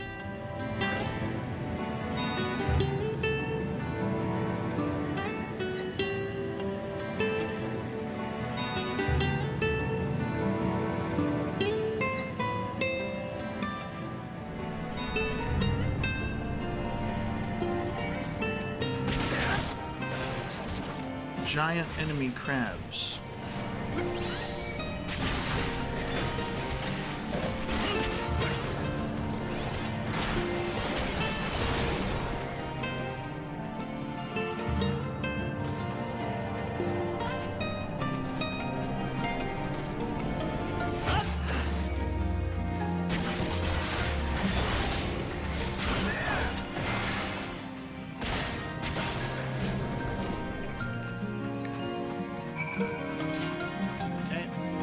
3 of them will do.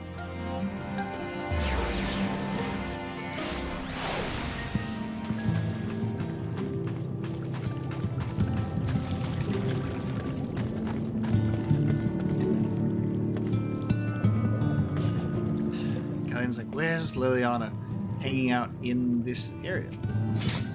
Paul Owen. You can crack their shells? You must be stronger than you look.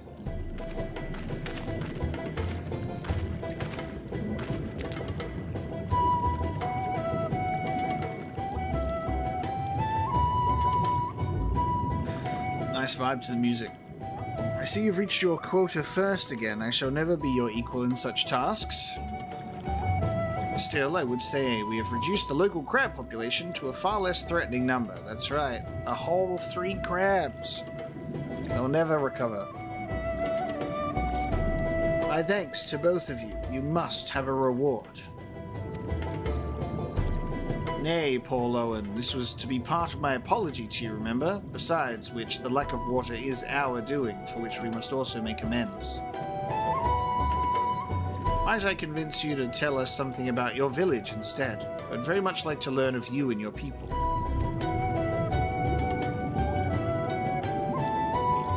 Very well. Before the flood came, it is said that our ancestral home was found in the seas to the south.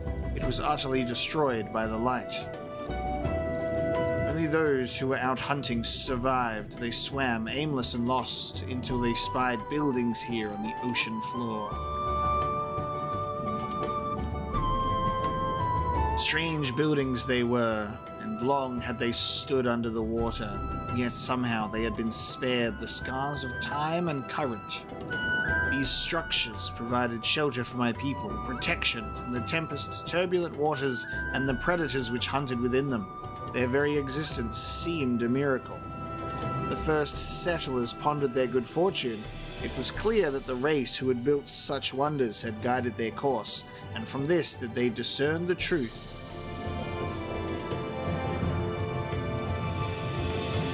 That the ancients had chosen us to serve as caretakers of their eternal sanctuary until such a time as they returned. Right, and that's why they're asking if we're the ancient ones. Thus, if it is judged that your coming and this great vanishing of water was by the ancients' design, you will find warm welcome here. A truly astonishing history, and I cannot help but wonder, how would the significance or otherwise of our arrival be decided?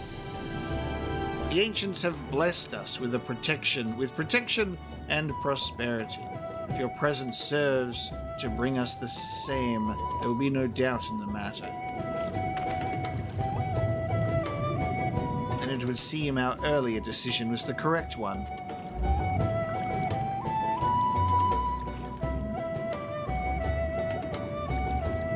We thank you for the lesson, Paul Owen, and will continue to do all we can to assist your people.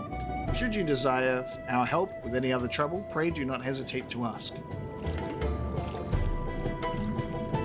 You should return to the task at hand, only do not try to overexert yourself, my friend. The risk far outweighs the gain.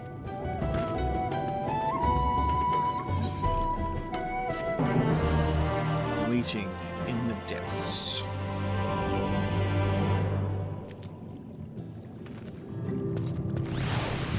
We have a blue quest.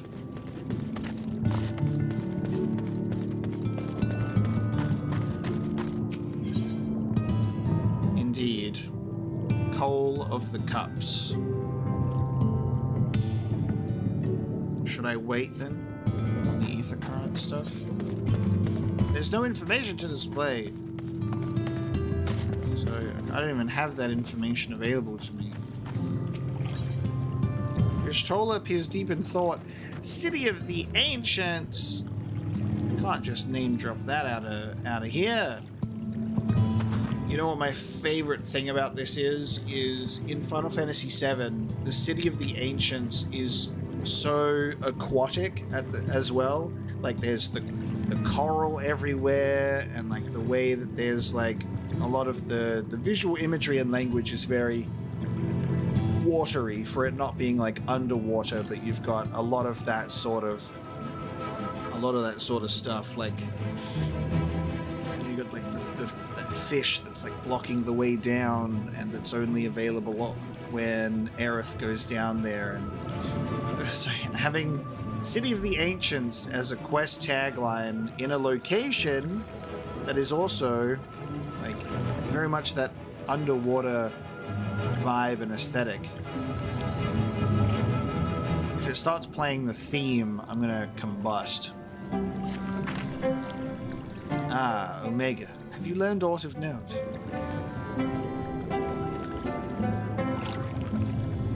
Fascinating, and precisely the sort of information I was hoping to hear. In fact, if you have a moment, I'd like to borrow your eyes to confirm a theory I've been working on. Come.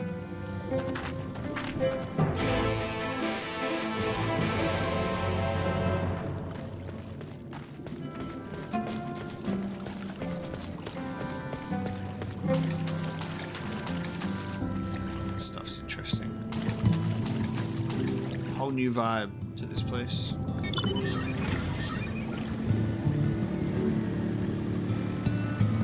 Just going to be patiently waiting for the City of the Ancients theme to play.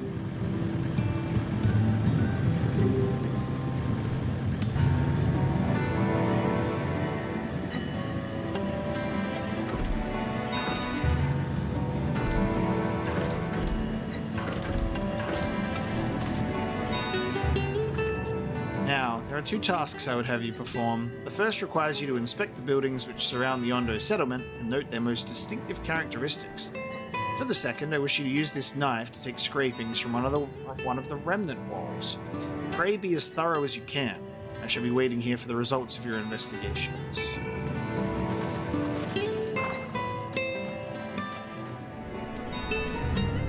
Inspect the structures of the Ondo cups for distinctive features.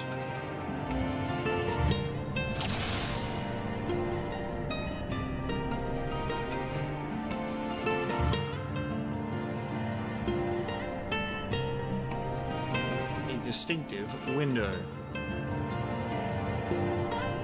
Tall, slender towers feature many elaborate windows, the likes of which you have seen nowhere else.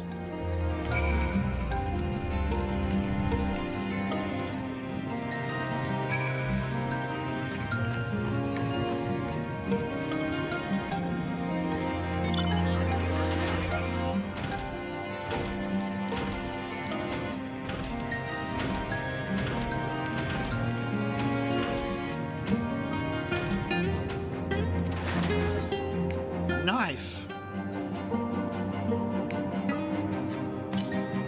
Set the point of the knife against the wall, but even after applying considerable pressure, you cannot remove so much as a flake of stone. Interesting. That's because this shit is standing the test of time, apparently.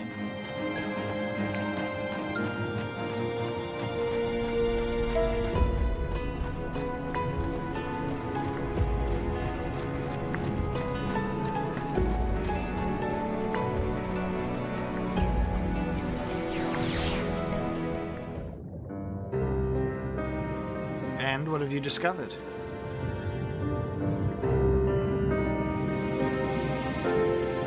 Yes, I would agree that the windows are most distinctive. It would seem the structures appear the same to both your sight and mine. And you say you could not so much as scratch the wall, even with all your might behind the blade.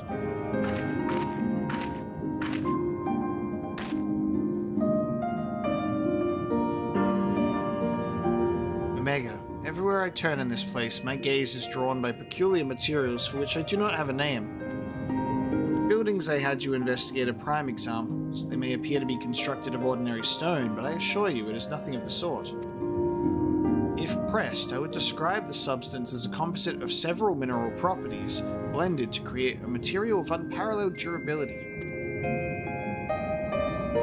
Even the Ronkan Empire, once the greatest power in Norvrand, produced nothing which compares to this level of perfection.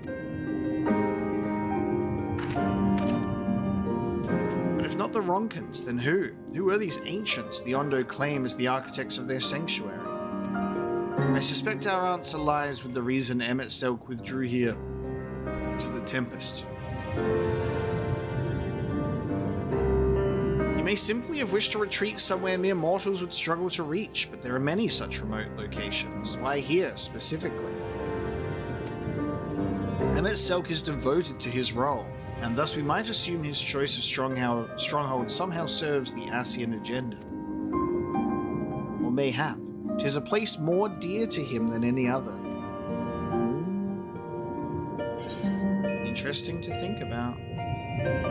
Are you saying this was built by ancient Ascians?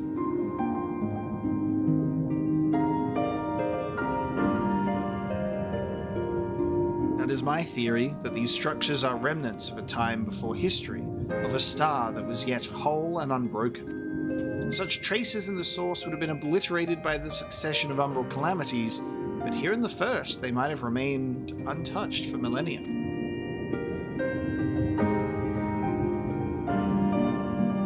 A copy of the mural in the Katana Ravel. Sorry, Katana Ravel, they say. Almost presented it to me during my visit to Fanau after our victory in Klusia.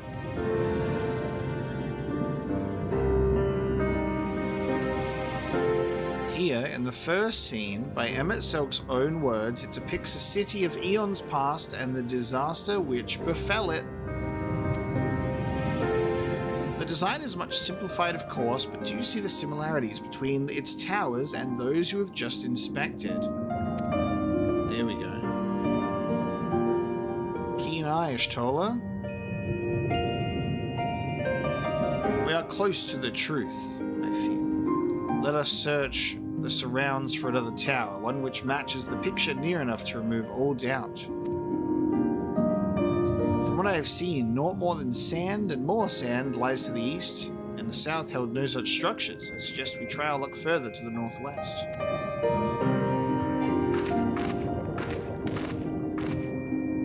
You may view the Katana Ravel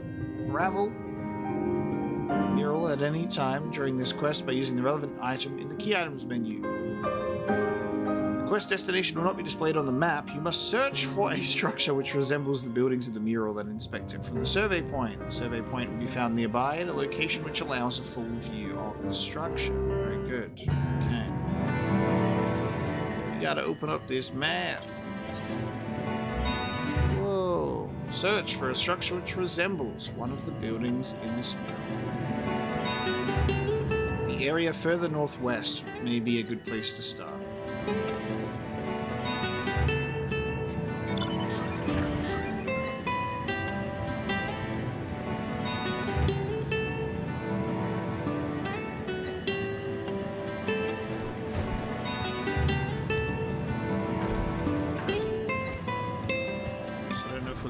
Just looking at like that building that's shrouded in over here or not.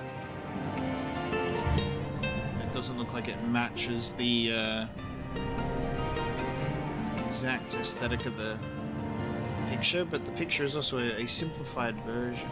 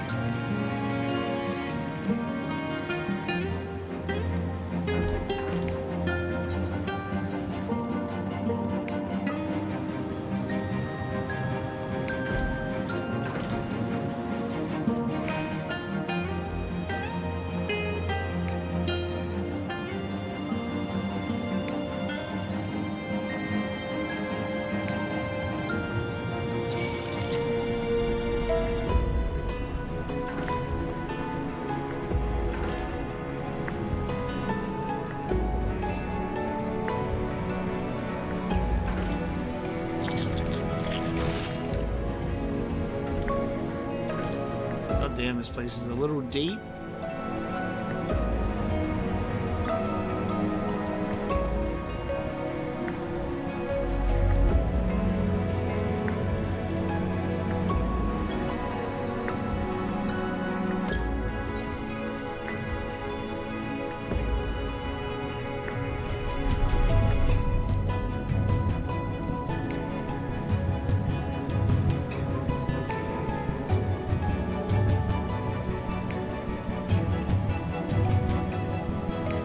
is further northwest, but I wonder how much further. Like, this feels like I could potentially be going a bit too far, but who knows? There's a bunch of the opposite. There's Benthos here. I feel like this is not going to be the spot, and I've just got into enemy territory.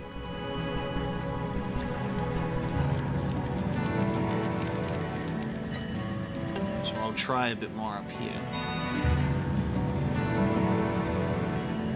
I'm fine in there? What does that mean? What does I'm fine in there mean?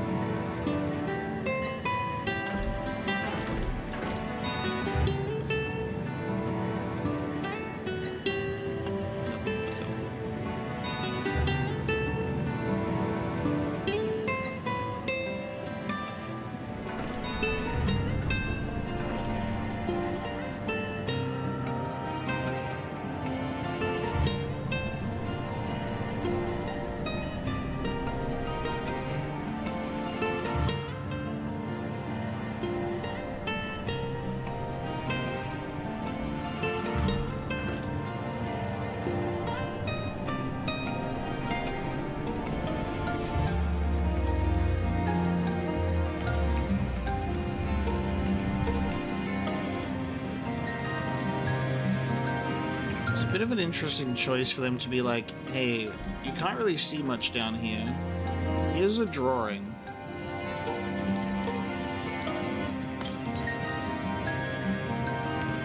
Like, I assume it's got a... This must be our clue. Like, look for, like, something that looks like that, and then look out from there. Which is this thing. It is this thing. So, like, that's what I was looking at. But then I thought that it wouldn't be stuff out in the distance, because it doesn't look like it resembles the picture. Oh, the survey point is right there. Damn, we almost went right past it, because we were down here. We drove right past it. We were underneath this. So that's the spiky spot.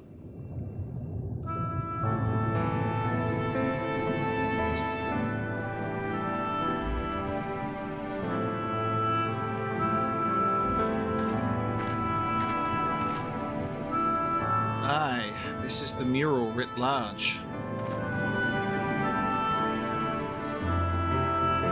I cannot guess at its purpose. They must have been an imposing sight. How much of the tower's height lies hidden beneath the ground, I wonder? Centuries of our history have settled upon such ruins. Countless layers of dust and settlement. An entire civilization, its existence forgotten by all except a handful of Asians. And yet it did exist. They lived here, in this city.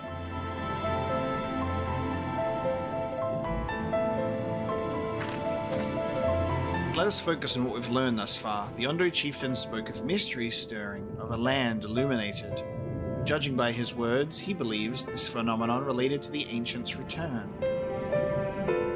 Thus can we surmise that what the Ondo saw shining in the abyss was, in all likelihood, yet another remnant of this age-old civilization. And who else would light the lanterns, as Reen put it, than Emmett Selk himself? 'Tis almost certain he is there.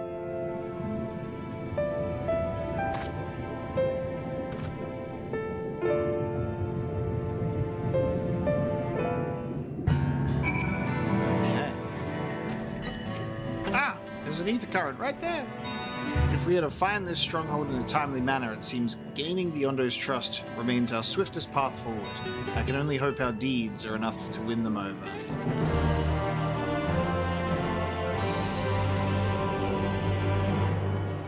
A tune.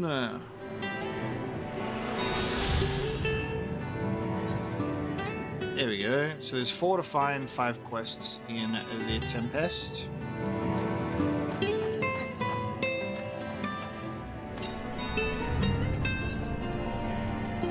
light of inspiration. Thank you for assisting me with my investigations. I shall seek out our companions and share what we have learned. Much as I would like to tell you to sit down and leave the rest to us, your condition demands that we make all reasonable haste. If you are not too weary, it may be useful to speak with Paul Owen again, and ask if there is aught else he is willing to divulge. I'll speak with him.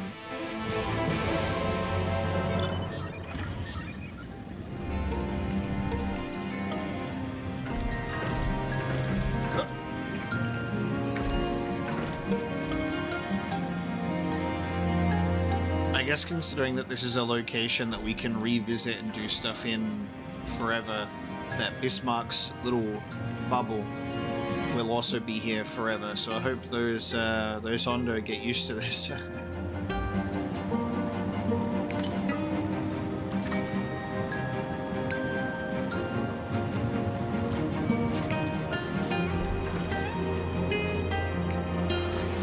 Oh god, no, not the leech!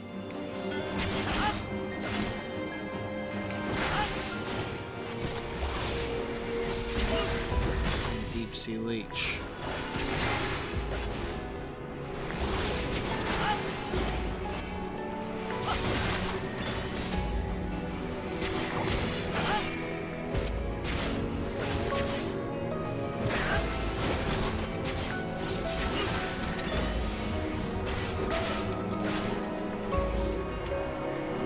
Under the sea, under the sea.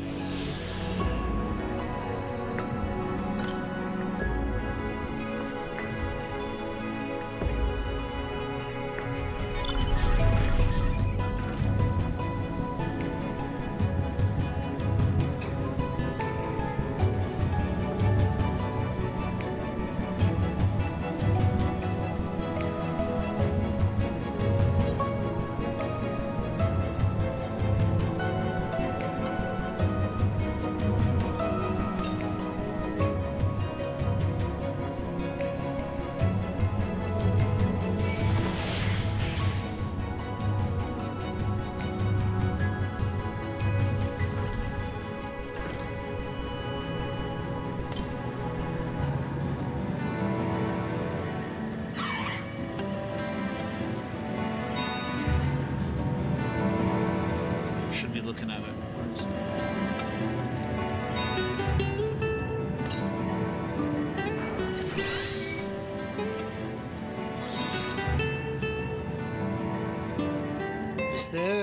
Is there an underneath? Should I be? Where's my eyeballs? I seem to have misplaced them.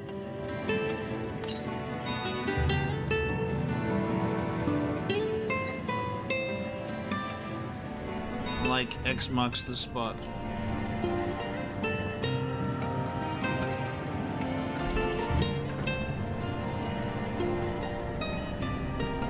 Seems like it's beneath me. Is that possible?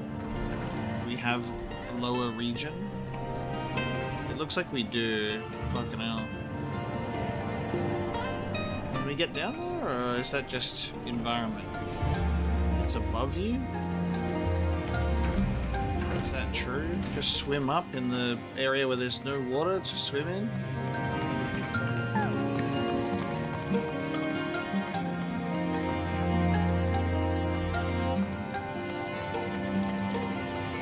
What am I missing here, chat?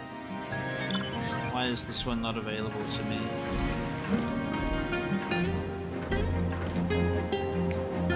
Anyone know?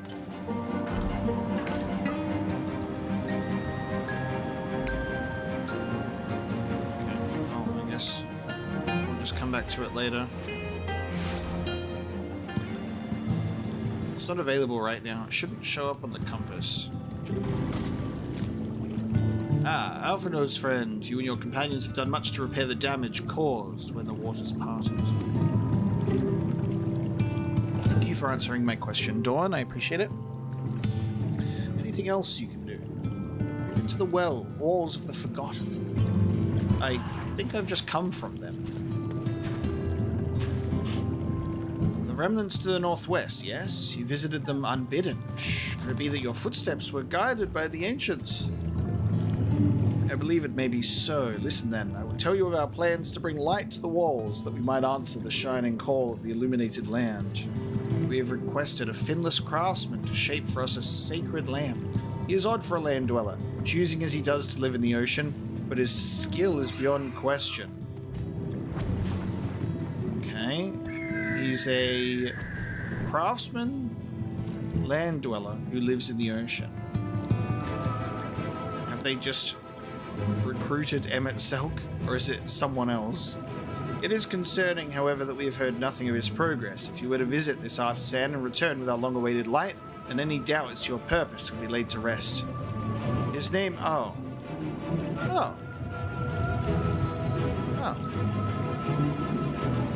Okay. His name is Grenell. You will find his workshop in a metal structure to the south. Well then. Indeed.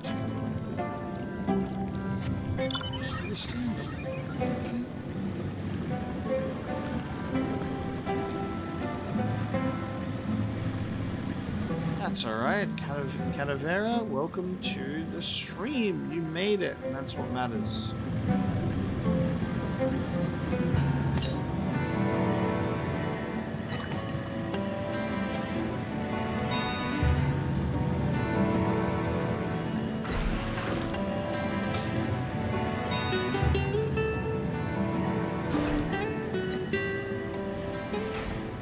The workbench.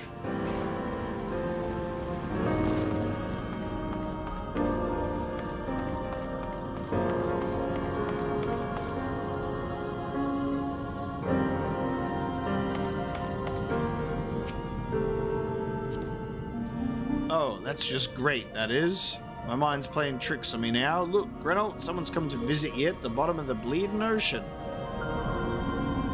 Might be as you're a ghost, eh? Go on, foul shade, feast yourself on me rotten soul.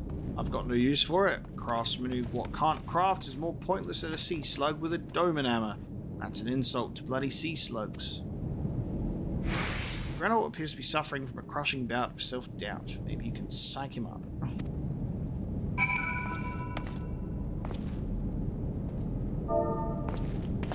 Psych. I actually have that, don't I? Yeah, I've put that on my little short. Yeah, you wouldn't be trying to raise me spirits now, would you? Spirit! Not what you'd expect from a servant in the Neverworld.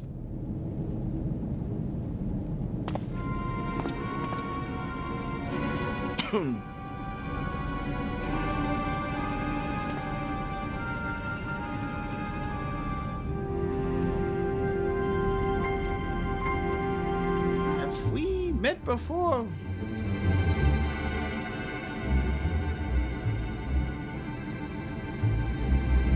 Yeah, might be. We crossed paths back in the Crystarium, but I don't reckon we've been formally introduced. Name's Grenell. This is meant to be me underwater sanctuary, a place where I can give myself over to me work, far from the distractions of the outside world. And yet here we stand. Now, what's so damned important that you dive all the way down to the bottom of the bleeding Tempest to bother me?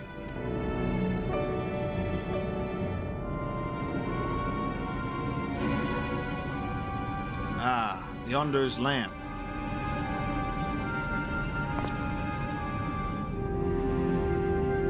God's curse me empty head. I've not so much made it. Oh, why is my dialogue going automatically when it's not spoken dialogue? What are you doing? God's curse me empty head. I've not so much as made a start. For some reason, that only bit of dialogue automatically goes.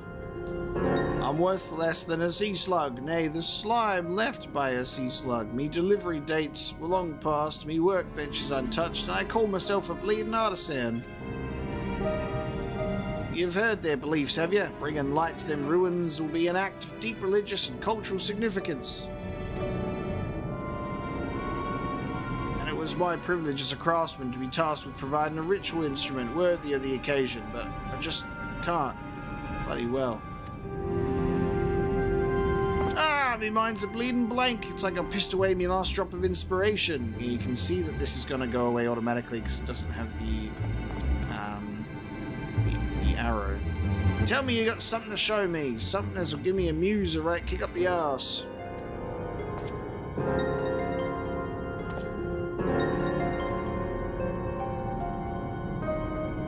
The Ondo want to honor the coming of these ancients, so their answering light's got to blaze with the right kind of brightness. Like the kind, like the spark of life caught in a crystal, but just being sparkly is not enough. It's got to dance with joy and sorrow and sense of hardship endured, you know what I mean? Oh, it's definitely to sync with the character animation, but I just didn't expect it.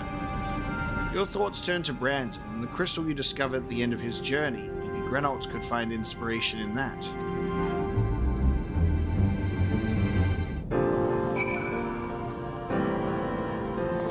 Present something inspiring to Grenault. I've let the Ondo down, aye. More than that, I've let myself down. Might as well go back to mending kettles. I'm gonna show you this crystal that we found, boy.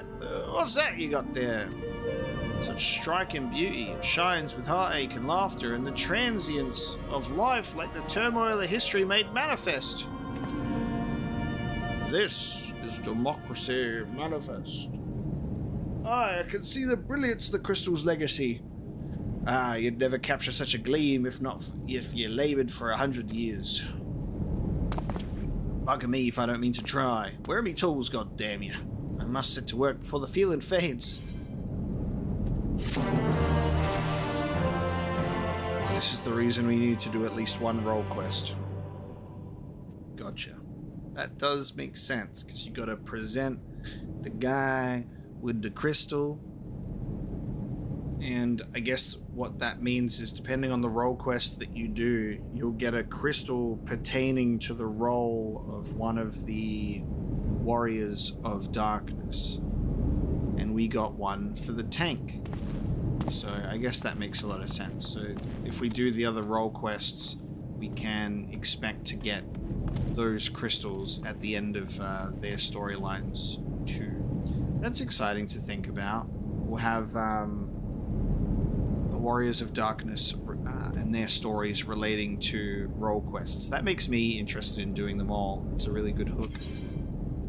The Illuminated Land. Ooh, we finally hit the level 80 section of the quest lines. Gotcha. Grenault is brimming with newfound inspiration.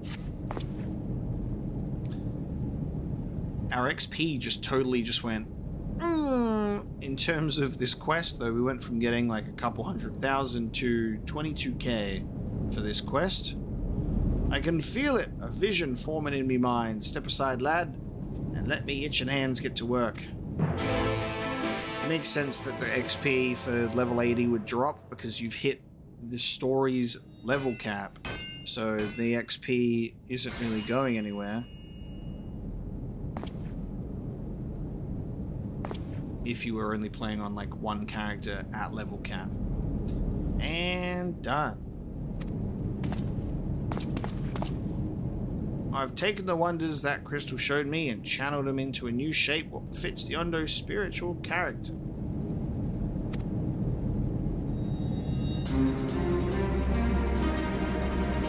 Wow. Hello. There's a big old lamp. Welcome to the stream, Mercury. If your car is doing okay, and you managed to get something sorted, but it's alright. We did have, we've had a few people late, so you're not alone, don't worry. Not a bad job, if I do say so myself. And to think, I was this close to hanging up my hammer after studying the craft of them ancients. I've been across the length and breadth of Norvrent and gobbled up every scrap of craft and wisdom what I could find. No matter which technique I tried, me work was just no comparison. I couldn't even figure out how they put the damn buildings together. A mystery for the ages, that's what drew me here in the first place. I built me workshop, got the forges burning, then lost me bleeding will to craft. Thank the gods for that crystal of yours, or I might have never gotten it back.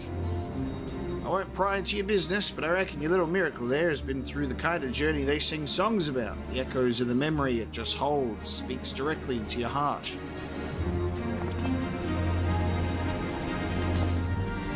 Aye, I can still feel him coursing through me. The inspiration's not fading away, it's welling up, stronger and stronger.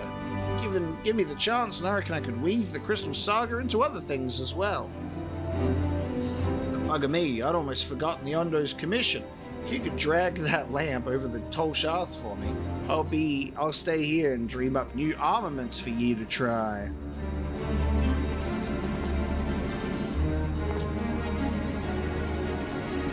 You now have access to Grenald's Forge. Equipment rewards will become available for collection based on the role quest you have completed. Oh, nice. So, Journey's End gear for a tank. Oh shit, I just get it because I completed the role quest? Oh, that's amazing. I don't even have to pay for it? Yes. Yes. Very good. Claim. I got gear, baby! Let's go. I was expecting to get to a point where I would have to hit level 80 and spend all my tomestones to get gear. Hell yeah.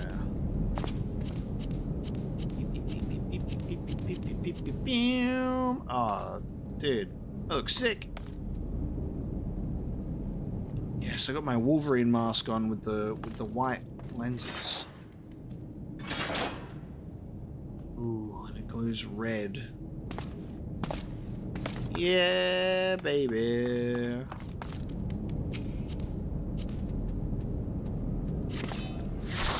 We shall try again. Doing some dangerous push-ups there, so I'll send the second party invite. Yeah. Yes. Total Wolverine time. It absolutely is my Berserk Dragon Slayer. You're very right. Awesome. And despite that, I have 429 because, yeah, I think it'll be, I've got a couple of rings that are still a little bit lower in my item level. We got a new Dark Knight set. Very good. I can't check out the Dragoon gear because I haven't done the role quest for Mr. DPS. I don't know if I can even see it. Yeah, it doesn't show up. I have to do the role quest for my Dragoon. So I can do the DPS role quest at some point. Honestly, we might do the role quests on stream once we get them to level 80. Because then we can just run through the whole quest line in one go.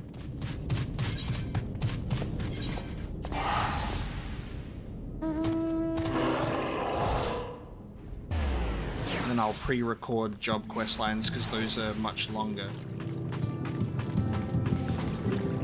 Well, thank you for letting me know to do the role quest. I thought it was going to be like an actual thing that we... Well, I mean, we did need to get the crystal in order to give the guy inspiration, so...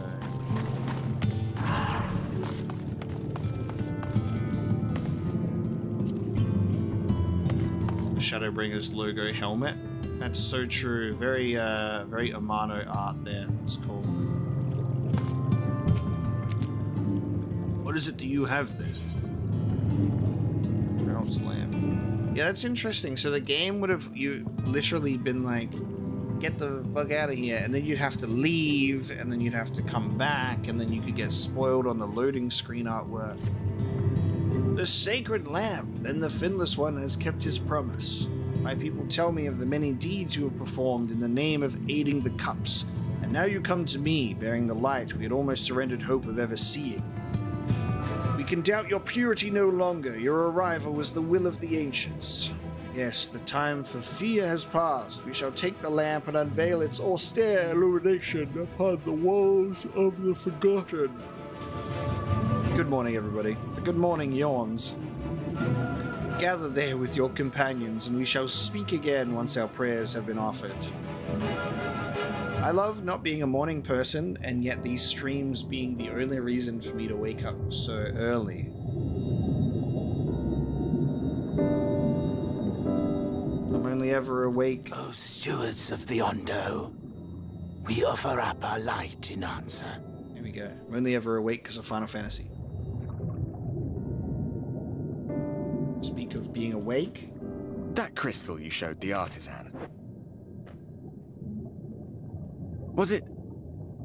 Did it belong to one of my friends? It did. I thought you were always watching.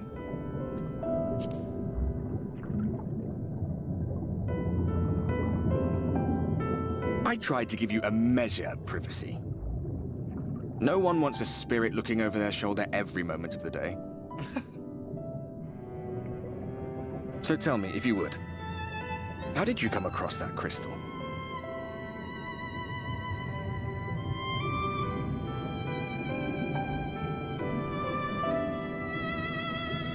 It was Brandon's then.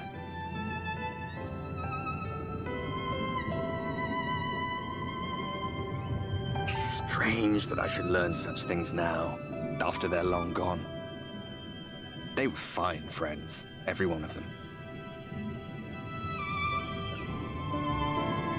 I didn't expect death to teach me so much.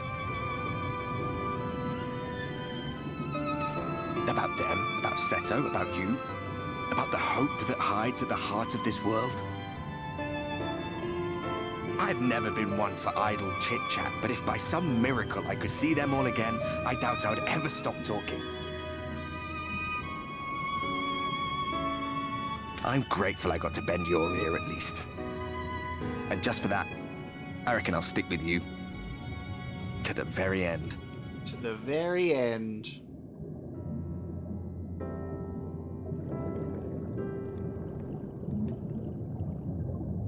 Apologies, we were a little late to the gathering.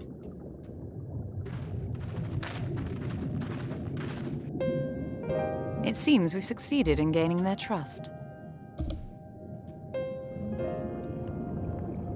The delay wasn't exactly welcome, but at least our many hands made light work. And they seemed especially impressed with your contribution. Our hero indeed.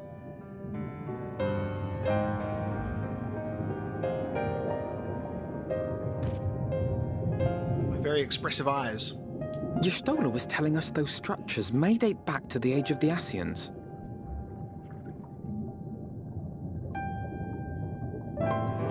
An Ascian homeland.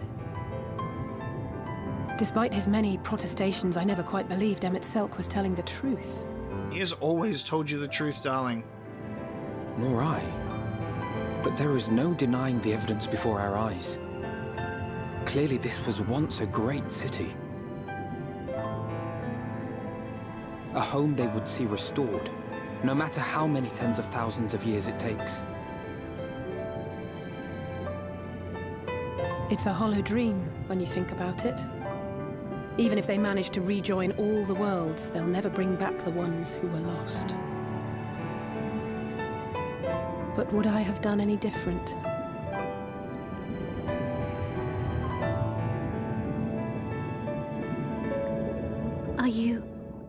How are you feeling?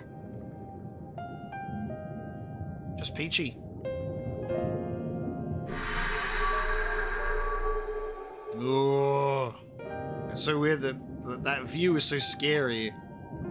Like, I take a look at myself and I'm like glowing. You have completed your devotions?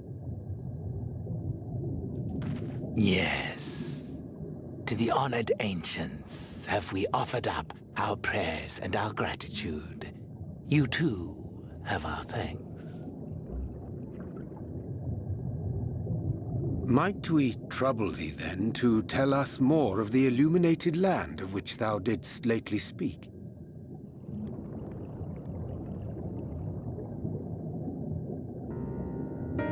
To the west of here lies a great trench. Some days ago, a light appeared in that endless darkness. Curious, we ventured closer and discovered in the depths an entire city.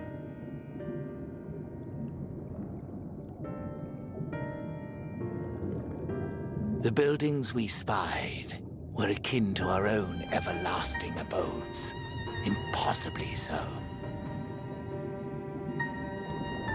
We understood at once the ancients had risen. There could be no doubt. Taken with terror, we retreated to the cups, and I decreed that none should enter the trench until such time as we received a sign.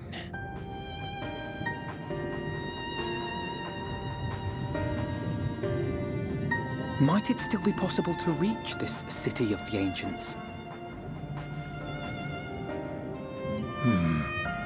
With no water to drown you, a finless one could now travel there. Yes. I am convinced you are the sign for which we have been waiting. My people will show you the way.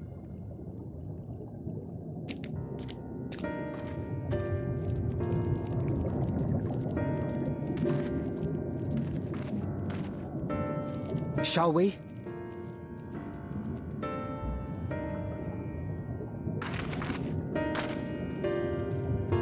Okay. Onward. I was just thinking about how it was pretty funny how we're doing a quest where we're using a drawing to try and find, you know, something that looks like the ancient structures and piecing that together and looking around, and which one of our characters are we doing that with but Ishtola, the blind one? Help me look, because I can't bloody well see. Yondo guide, the chieftain has bid me guide your steps to the illuminated land. Come, the way lies downwards. Follow the path of coral and rock and join your comrades below. Okay, we're going down. We're going down. I'll grab this blue quest while we're here for the ether current. Call the cups. Hail, finless one, and welcome to the cups. Long have I wanted to converse with one of your kind. I am called Narosh Kol. How can I address you? Omega Ocelot. Curious, before we speak at length, there is something I would show to you. Let us leave behind the cups and head due west. Come.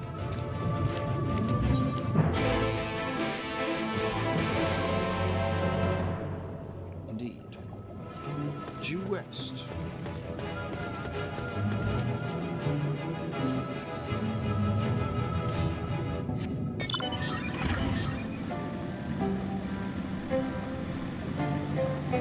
Real big fan of this Dark Knight set, for sure. Love the sword too.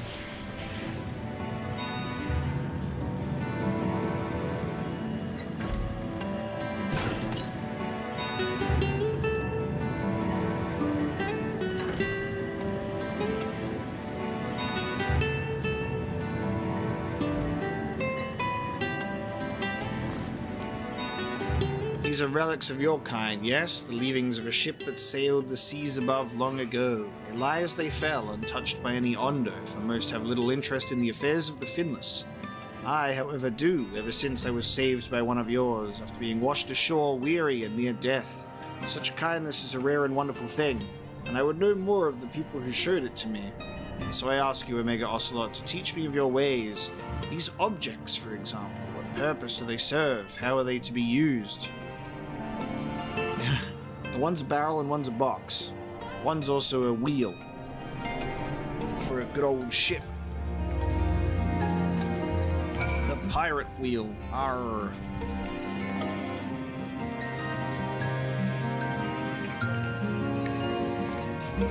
Among the debris.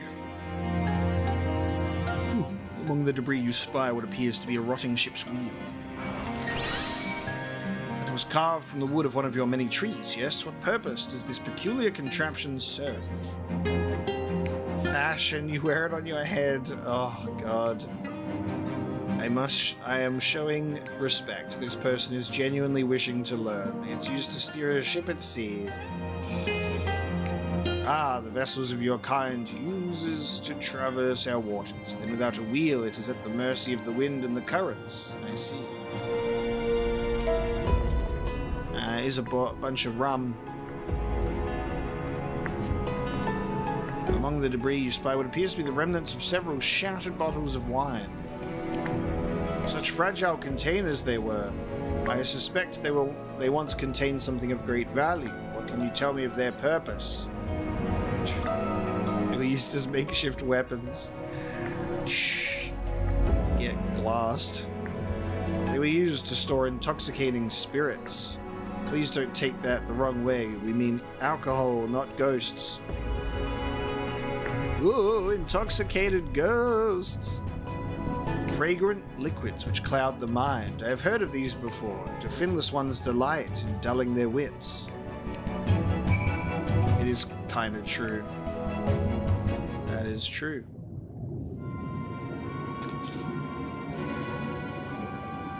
Thank you, Omega Ocelot. In our short time together, you have already taught me so much. Pity that none of these pearls of wisdom will serve my needs.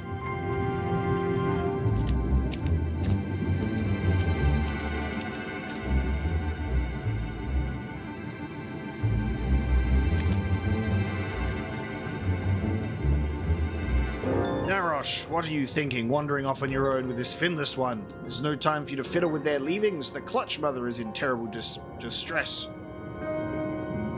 No, you do not understand. I brought him here to...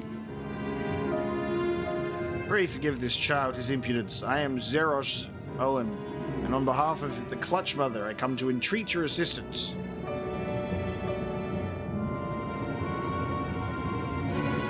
It seems you do not realize that in driving back the waters of the Tempest, you have placed our beloved Clutch Mother, leader of the Ondo, in mortal peril.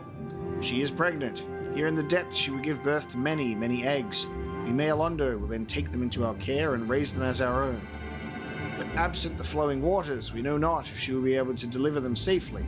If not, the future of our people will be in jeopardy.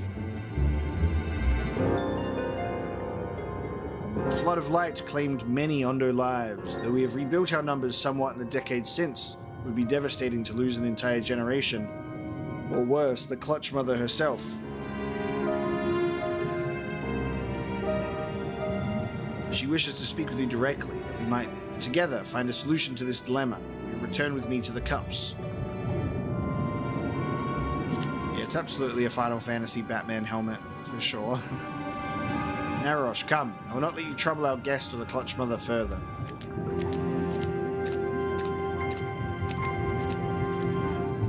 Everything I've done for her.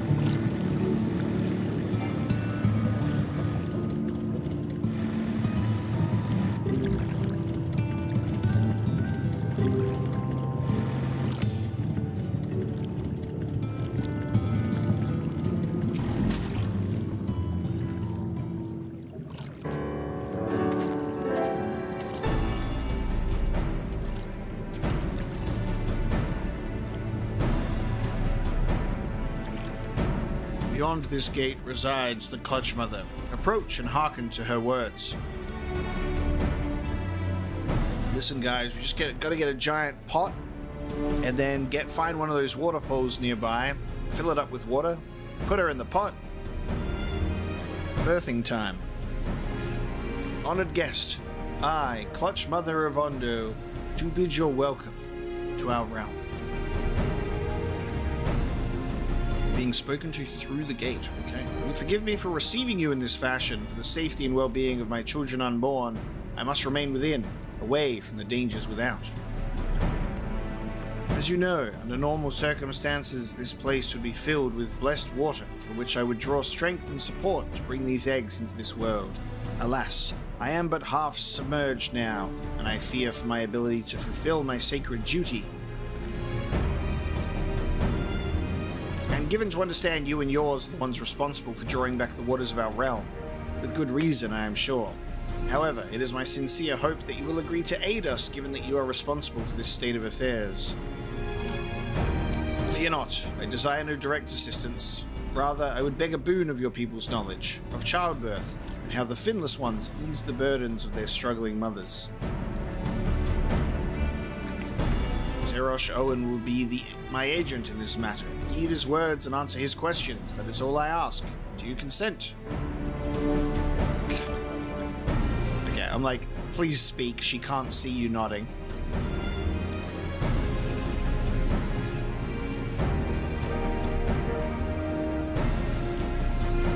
I thank you, honored guest. Go well.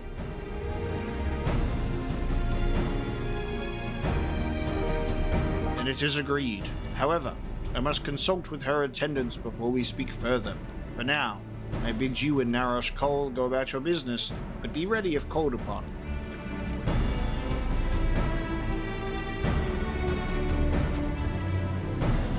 Wait, Omega Ocelot.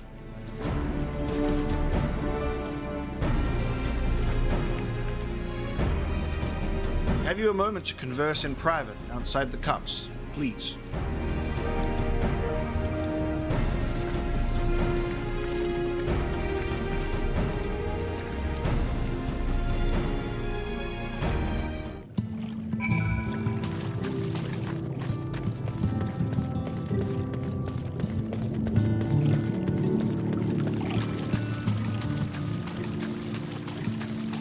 Is this place similar to the Kojin in that it's going to end up being a society quest?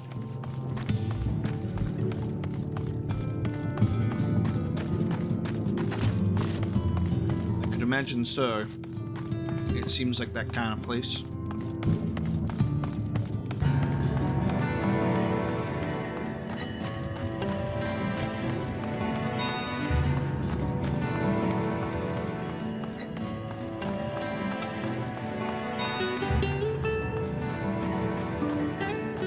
Interesting.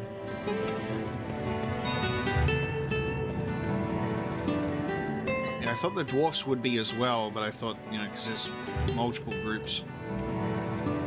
It is a rare thing indeed to be granted an audience with the Clutch Brother. I hope this serves to help you understand how important these eggs are to us. Before you came to the cups, I had been searching for a means to assist her in giving birth. That is why I've been studying the relics of your people. Unfortunately, I've found nothing that seems suitable for this purpose. I cannot stress to you enough how important she is to us. She is mother to all Ondo, her every egg, brother and sister. She would do anything and everything to welcome them into this world and see them grow into healthy, happy Ondo. There must be some way in which you can help us achieve this end. Maybe, but also I did just get my ether current. So good luck with that. Hope to see those babies live a long and healthy life, carried out onto the ether current wave of life. Now we're going down this way.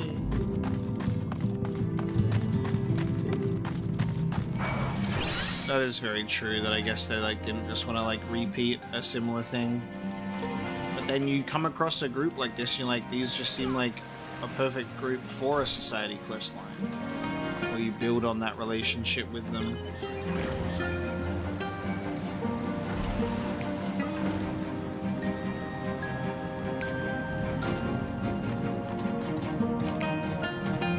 All are gathered, yes? I shall describe the path you must take. What is all of this? Enter the cavern beyond and follow the wall down and down. Buddy. I'm in the middle of talking.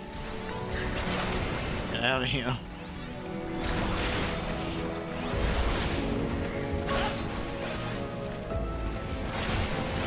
Ruining the vibes, bro. Meanwhile, all the Scions are just watching.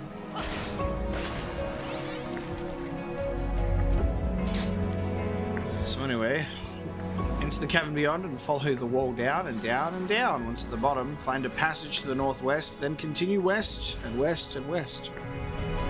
The way is not simple. Keep your friends within shouting distance and do not stray into the deep. Just before the journey's end, you will find the Caliban Gap and the barrier we placed at its mouth. The obstacle will fade should you raise a hand towards it. You've made it so. The most succinct explanation. Thank you for your guidance.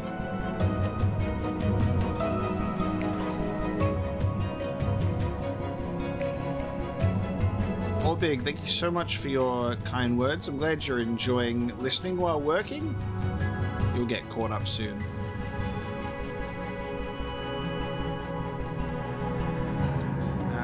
Yes, Gabriella, we're going to be trying and succeeding at finishing Shadowbringers today. We're gonna hit those credits roll as we have probably a series of cutscenes play in succession, and also meanwhile in the Imperial Province, most likely. I cannot wait.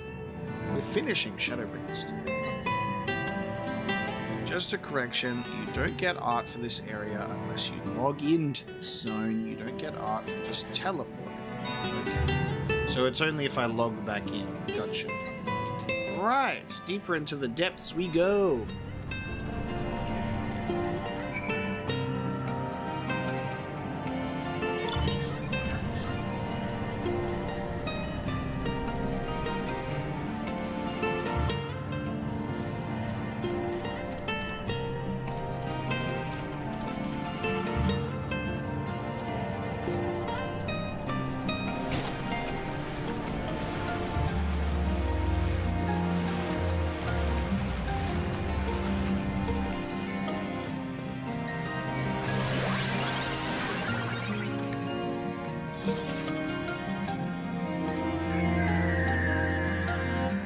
Our guide bade us travel to the cavern floor and thence to the west. It would seem these twisting tunnels defy such simple instruction. Rather than rely on direction alone, I suggest we scout the area with care and relay the path ahead to those who come behind.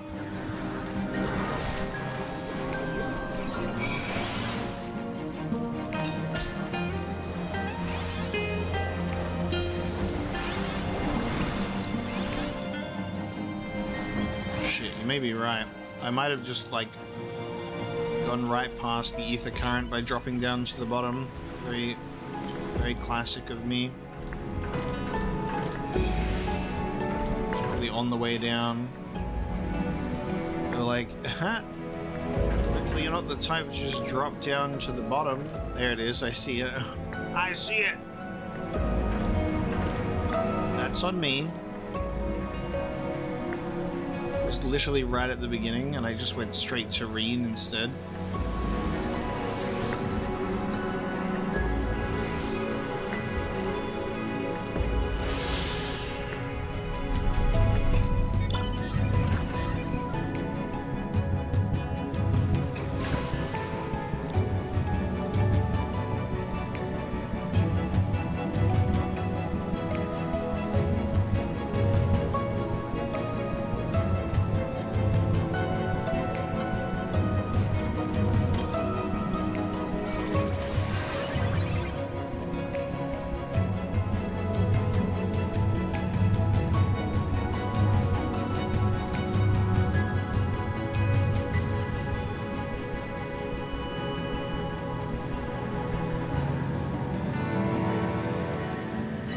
Now it's west turn.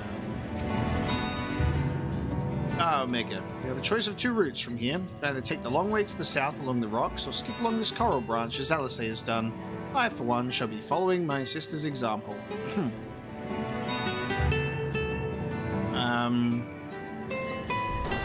Okay, so we can just go right here, but then they're also like, you can also go south.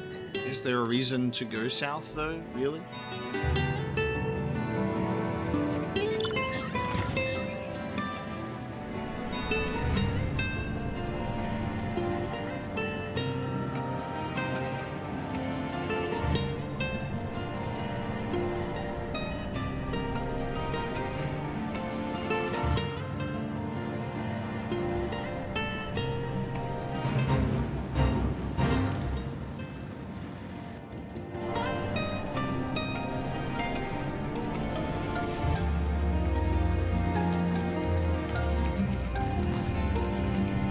There you are. Come on. I think I found the tunnel we were looking for.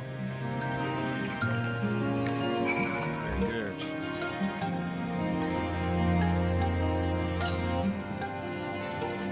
Get our final ether current in the wild.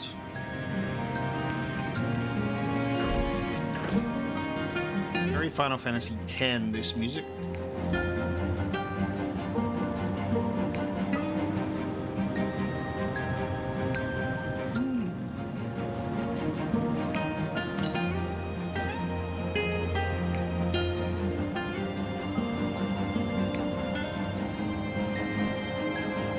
Interesting.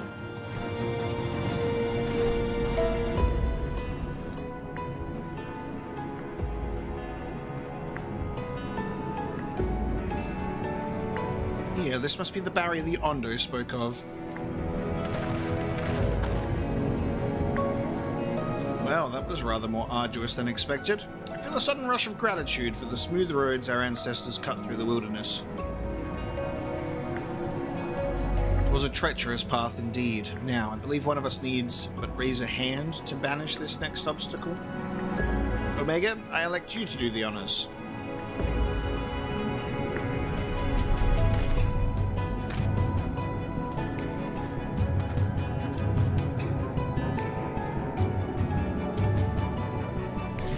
I like my red hands.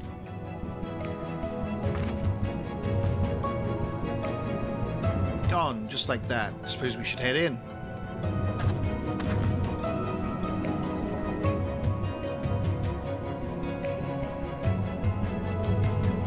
Like as not, this tunnel will be just as perilous as the road we walked to get here. Let's all stay aware of our surroundings, shall we?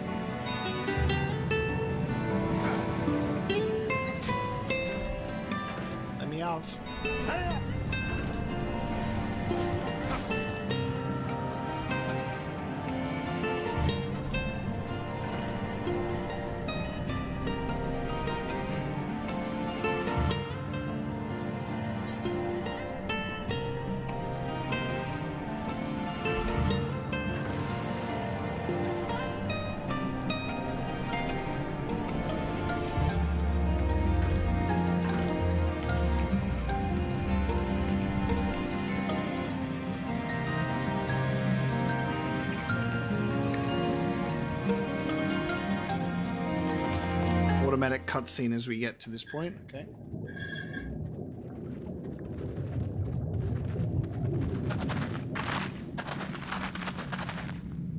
By the gods.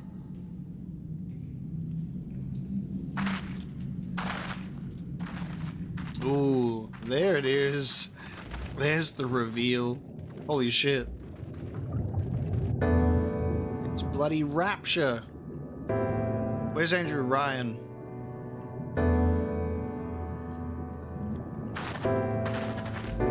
That's incredible. The Ondo spoke of a city. I did not think they meant an actual city.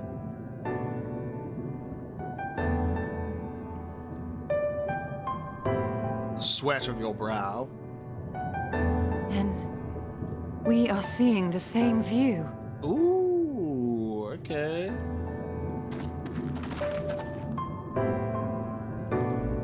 The remnants in the Ondo settlement were solid material structures. But these... They're made of ether. Everything here pulses with ether.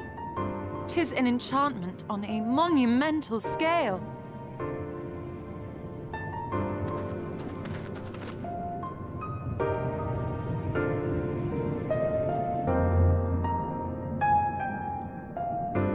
That's so fascinating, that architecture style for underwater city.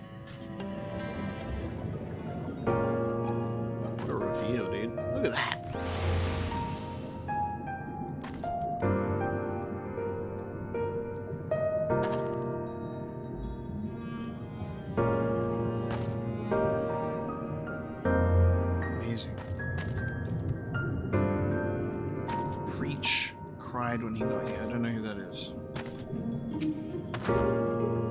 One cannot blame the Undo for fleeing the spectacle of these brooding edifices. We, however, have not the luxury of fear. Emmett Selk holds the Exarch captive somewhere within that vast city, and even if we must search every alleyway, we will find them.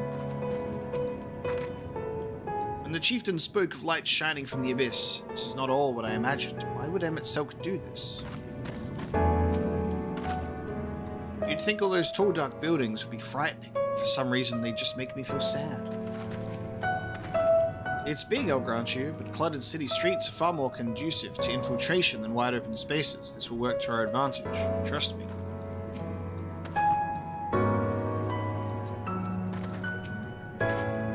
Omega, did you note the style of the architecture? It is the same used for the remnants at the cups and the murals painted towers. Look closely. Emmett Selk has not simply reclaimed these ruins, he has layered the semblance of an entire city upon them. Gods, the magnitude of his artifice is staggering. It pains me to admit, I did not fully understand the feats of which an old-world Ascian is capable.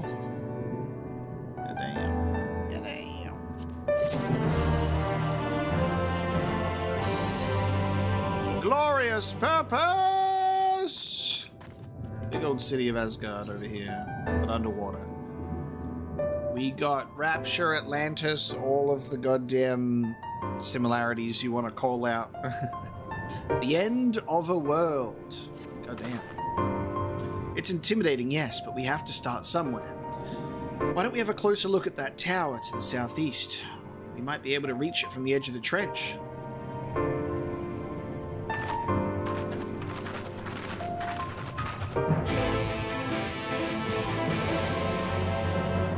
I guess if you're really into beautiful cities and architecture, it could bring a tear to the eye, but I genuinely will more so cry at human tragedy than beautiful buildings. So I have not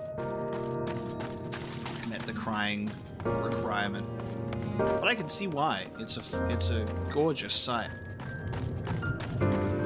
Sometimes there are things that you look at that are just so beautiful that it has that emotional reaction.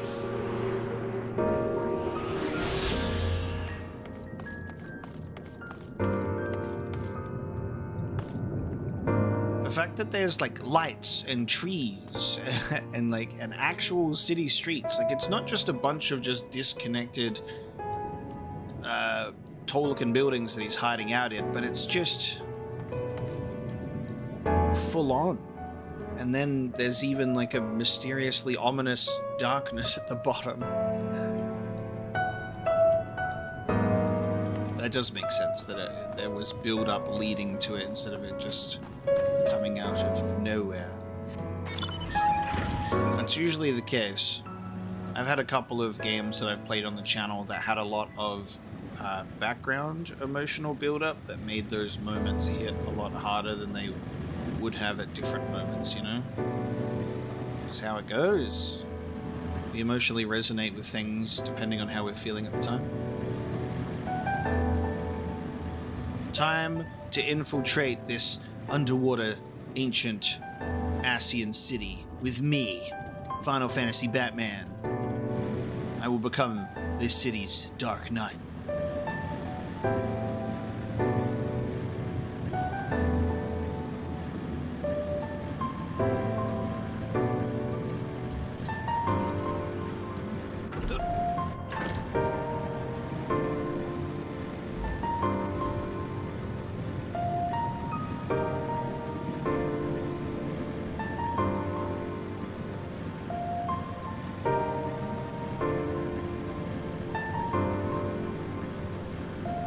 Imposing door.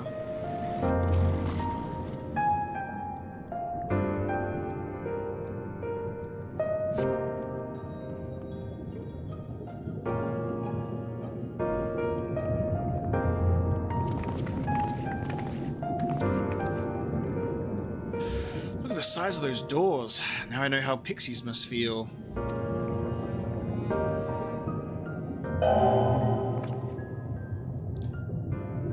Oh, excuse me. Hello. I am expected Omega Ocelot recognized. Welcome to the city of Amarot.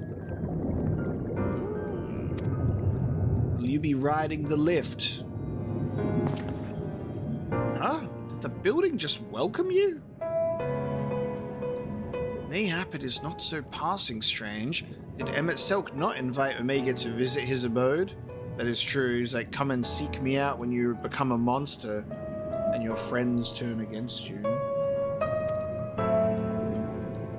'Tis plain thy coming was expected. He added me to the welcoming list.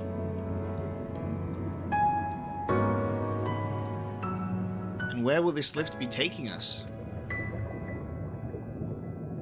The lift services every level of Akora Heights, but is presently configured to convey passengers directly to the ground floor.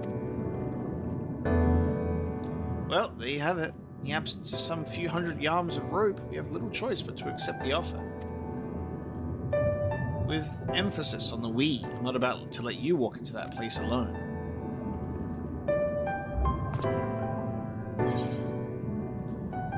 I wish to ride the lift.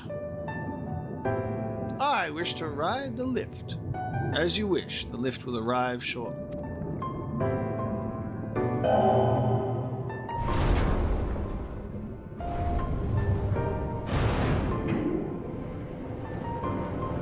Heading on down to the bottom.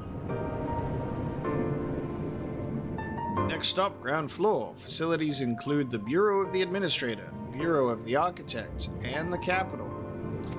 Interesting.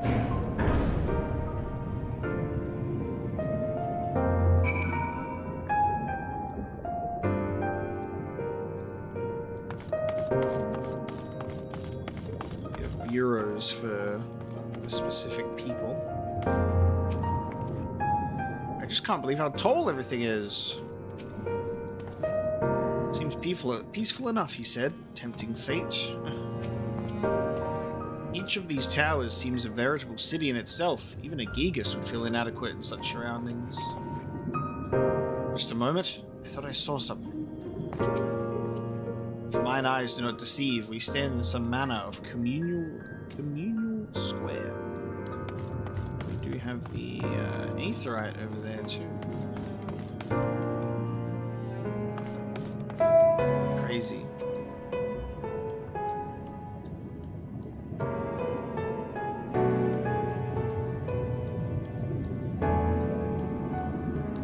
It's only at this distance that you start to realize just how big the buildings truly are. What did that voice call the city? Amarot? Look, over there.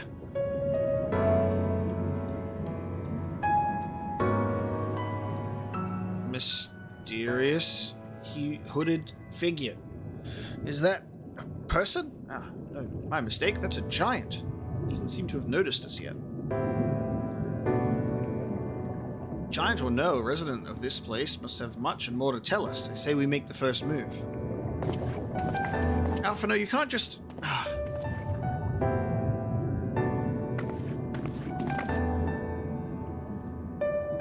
Oh, yeah, we've seen that mask before. Pray excuse my boldness, but might I ask you a few questions?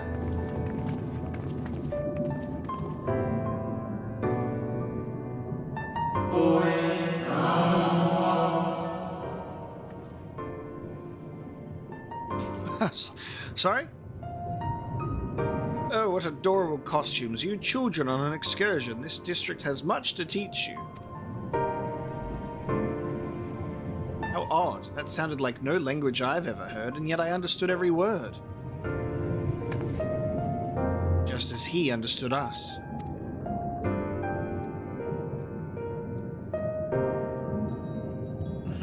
Which district is this exactly? You must be lost, poor things. You stand in the Polyleritide district, wherein lie the institutions most vital to the management of our star.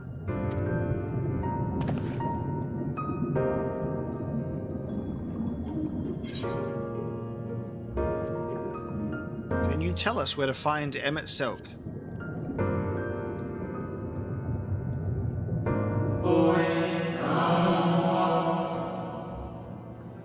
Ah, I see. You've come to marvel at the workings of the Convocation of 14. Or the 14 worlds. Hardly surprising, I suppose. The whole world holds its breath as the final days draws near, and our brightest minds race to implement their plans.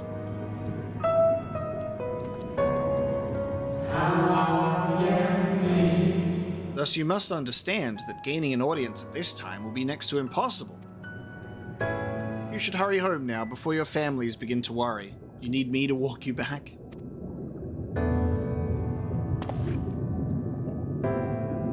No, thank you. We'll be fine.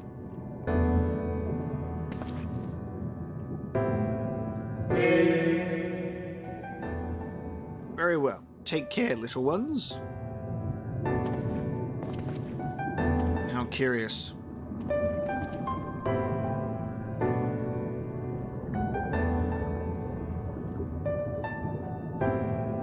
What was that all about?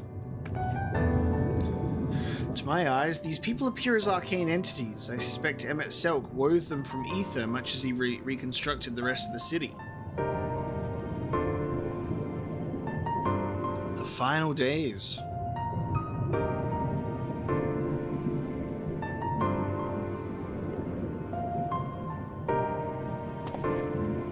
Such words well befit the oblivion described to us by our Ascian foe. A catastrophe of unprecedented scale, which did set in motion the summoning of Zodiac, and thence Heidelin herself. But that happened centuries and centuries ago, didn't it? The man spoke as if they were rushing to avert a disaster here and now.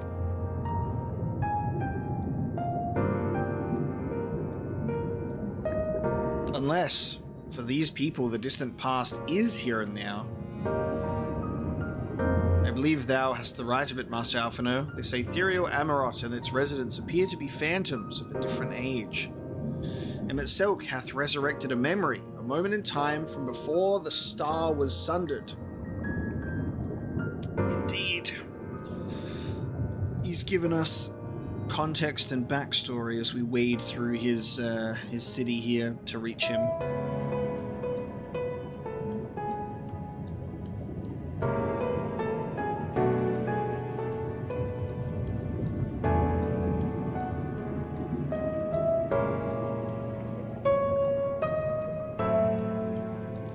So, we find ourselves in a long-destroyed city inhabited by the long-departed. An unusual situation, to be sure, but at least we're able to parley with these ancients. In fact, they seem downright eager to chat. I say we use this to our advantage, split up, strike up some conversations, and see if we can't learn the location of our quarry. And while we're at it, wouldn't hurt to wheedle out a few more details regarding the Convocation of 14 and their impending disaster.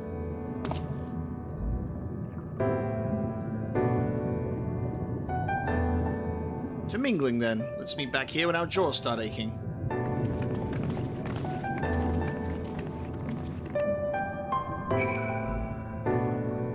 Okay. Time for us to go and mingle. Gather information in Amarot. Give me one moment, everyone. I'm just going to take a quick little break. So I'll be back in a few minutes and then we'll proceed.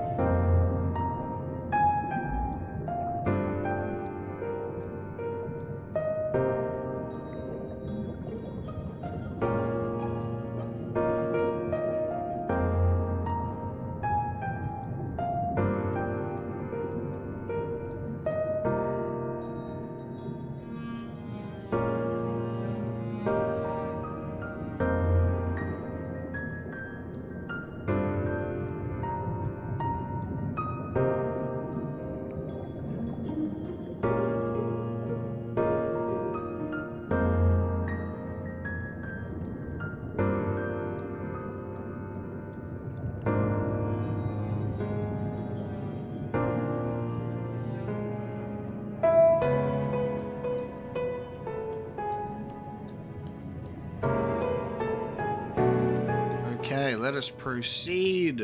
Let's talk to people and gather information. So it seems that there are multiple just kind of hanging about. We've got to speak to some specific phantoms. Getting big, the world that never was vibes from Kingdom Hearts 2.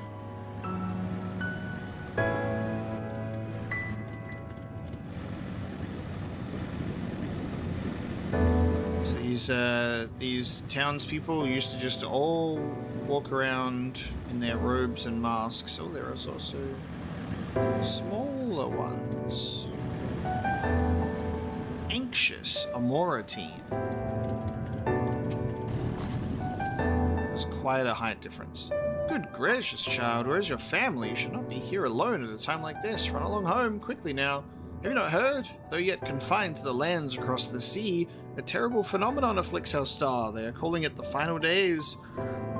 'Tis said it starts suddenly. A cacophonous keening from beneath the earth.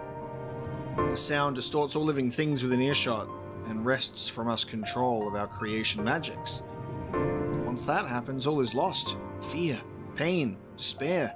Every dread impulse is siphoned from our minds and given substance. An eternal fall of fiery rain and incessant spawning of nightmarish beasts. None can point to the source of the phenomenon. 'Tis as if the star itself has fallen ill, as if a force inimical to life now festers and spreads. 'Tis only a matter of time until Amarot too resounds to that discordant squall. You should stay with your loved ones, child. Stay with them. Jesus.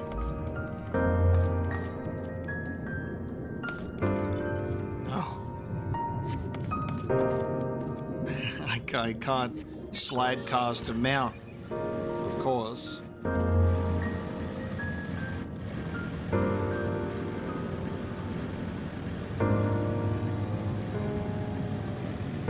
When you consider the implications of the calamity, what are these two saying? You're just going to drop that one line and that's it? Considering the implications? What's the implication?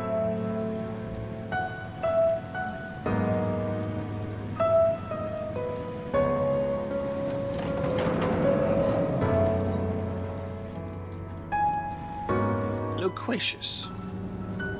One can never be too young to take an interest in the rhetorical arts. Welcome, little one. Welcome. And a debate facilitator. How may I help you, little one? Do you wish to peruse the transcripts of the great debates, or would you like to reserve a room for discussion? We are here to serve your needs.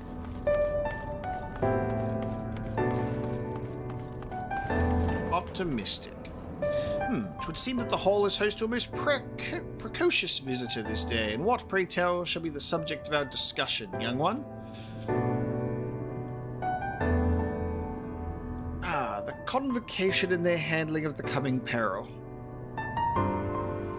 It is only natural that you should have questions. Shall we begin with the members themselves? As all know, the 14 are the wisest and most puissant among us. They are the stewards of order, responsible for decisions which keep this star turning season after season. But yet, the speaker, La Habrea, or the emissary, Elidibus, each seat is occupied by an elected sage of surpassing intellect. Logriff, Mitron, Emmett, Selk. Their individual titles have, as a gesture of respect and a matter of tradition, become synonymous with their incubants. Thus it is with great incredulity that I greet this recent rumor that a seat in the convocation is soon to be left vacant. If proven true, it would be an unprecedented development and testament to the immense pressure under which our saviors are toiling. In any event, I for one am confident they shall deliver our star unto salvation.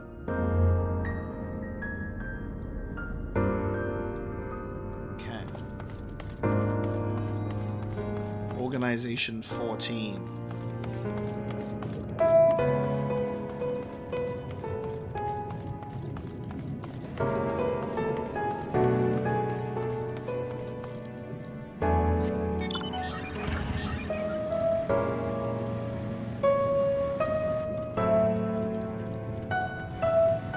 consider the implications of this latest calamity.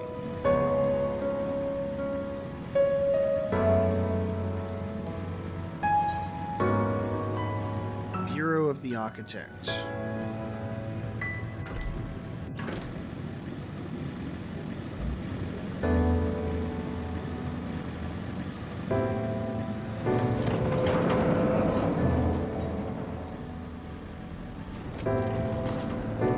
It's the Bureau of the Architects, little one. If you require assistance, I should be glad to assist you. But are you certain this is where you should be?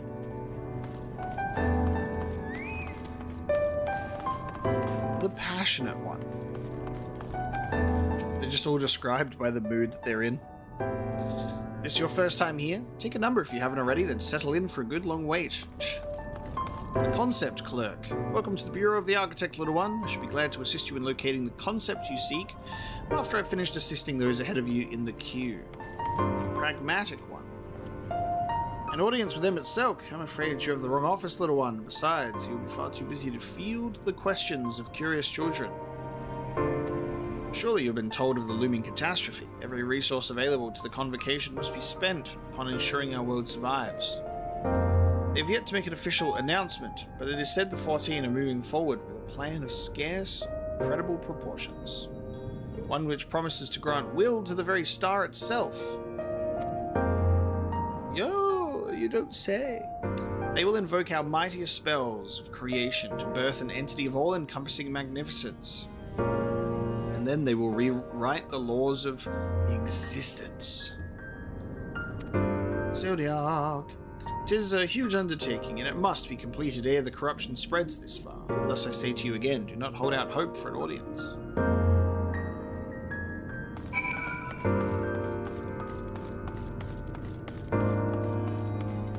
Let us speak with Alphino.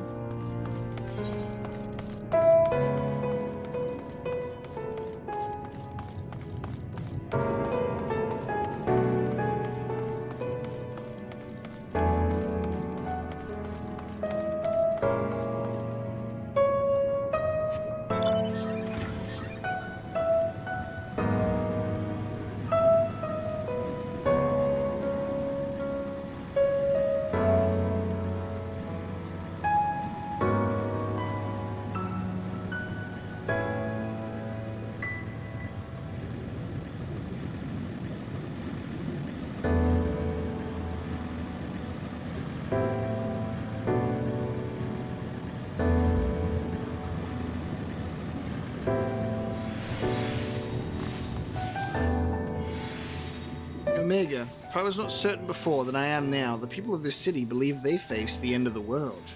I cannot imagine what purpose compelled Emmett Selk to recreate this ancient Amarot.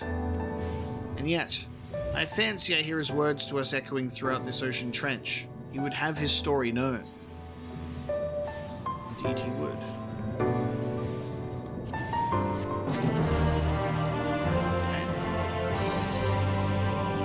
A greater purpose with an ether current as well. Okay. Interesting.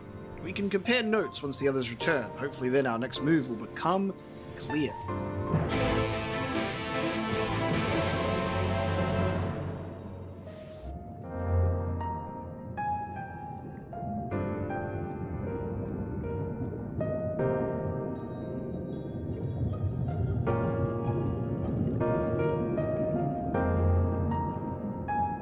It would seem our conversations were much alike: a looming disaster, creation magics running rampant, and this convocation's efforts to bring salvation out of chaos.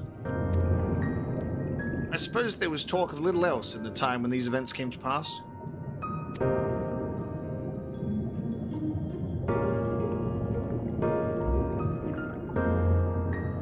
Rianger, if I may. What are your thoughts on the ancient's art of creation? A fascinating discipline indeed. Aught the mind can conceive may be rendered in reality. All that is required is a clear concept upon which to focus one's will. It is not dissimilar to the primal rites taught by the Ascians, wherein ritual ceremony breatheth life into figments of myth and legend. I see we arrived at the same conclusion, then. people who lived in the age before Sundering were blessed with vast reserves of mana. No matter how draining these creation magics must be, it seems they paid the cost with not more than a fraction of the ether which coursed through their own bodies. If we were to attempt the same, such spells would soon deplete our energies and then seek to draw the balance from elsewhere, from a hoard of crystals, mayhap, or from the very land itself. Thus, when this art of creation was placed into our hands, it became, in effect, a means for destruction. An interesting matter which no doubt bears further study, but despite all these revelations, I worry we are not closer to finding Emet-Selch. Has anyone learned aught which might lead us to his location? Not directly, mayhap, but from what we've heard, it seems the Convocation of 14 is sequestered in the nearby Capitol building. When we went to see for ourselves, the attendant wouldn't let us through without a writ of permission.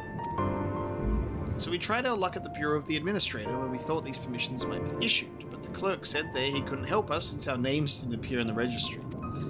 I've got to do it then. And that was where we gave up. I wonder though, Omega, could you be eligible for one of these writs? The voice in the lift seemed to know who you were. It might be that your name is registered at the bureaus as well. Worth a look, I'd say. Meanwhile, I'll head back to the capital and search for a less official point of entry, just in case. Pray allow me to accompany thee on thy reconnaissance. An arcane perspective may be useful.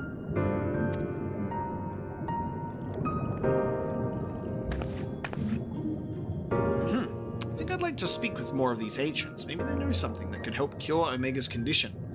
Hey, you guys know anything about a guy that's like packed full of a bunch of light that he might explode at any moment, turn into a big monster? Would you mind coming with me, Alice?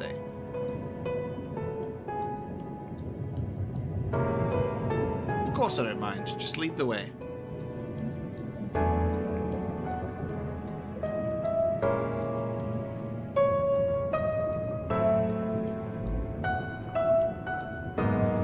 Toller and I will busy ourselves with further exploration. Surely more intelligence to be had. And so we part ways once more. This time, however, let us reconvene in front of the capital.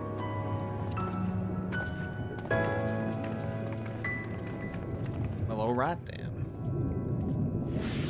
Time to head to the administrator building. Oh, community cohesion, responsible creation, and debating discourse. So, seems we may be grabbing ether current quests from our Ghosts of Memories Past. That would give us, if 3, there's 4 left.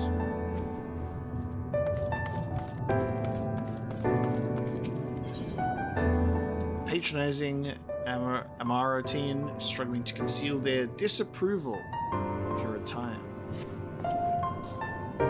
I must say, little one, those garments you're wearing, they are your own original concepts, I take it. Clearly they must be, given their rather singular flamboyance. I would never dream of stifling a fledgling creator's creativity, but to parade around in your cultivated individuality is hardly praiseworthy.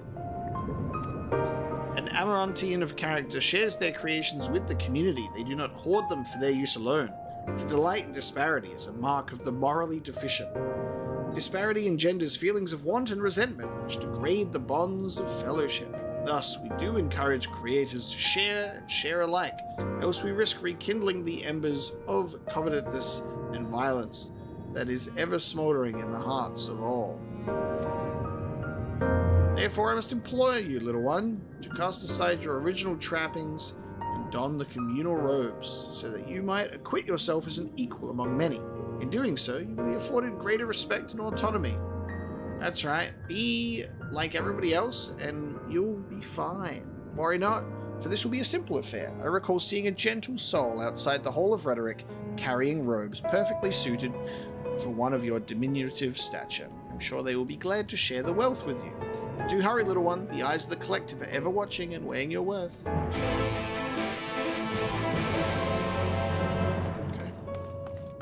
Okay.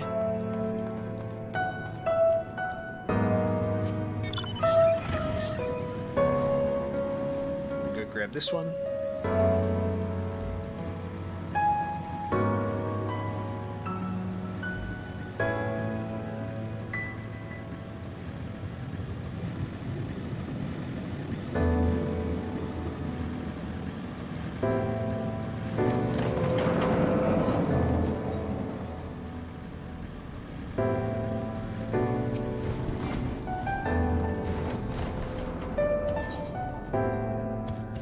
Bureau attendant seems to be regarding you like a lost young child.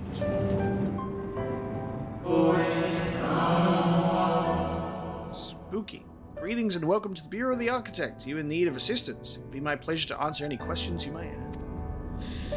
To your left, there's the counter where you may submit registrations for new creations. To your right, you will find the counter where you may put requisition concepts on file.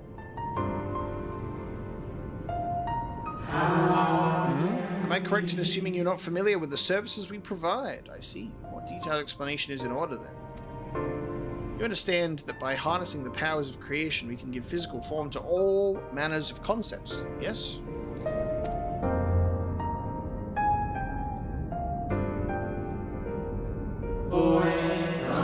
Picture a bouquet of fresh, fragrant flowers, all the colors of the rainbow. Now picture those self-same flowers formed of delicate crystal, impossibly fragile and radiating hues beyond the visual spectrum.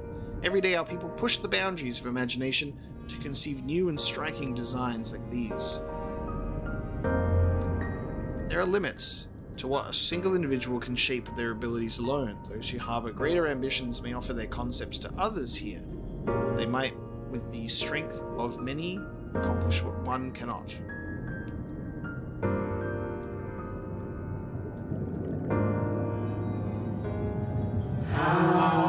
Not all concepts are approved for wider distribution, of course. Dangerous, subversive creations pose a risk to everyone. So it is only after a comprehensive evaluation, after a concept is judged to further the greater good, that we permit it to be shared with the community.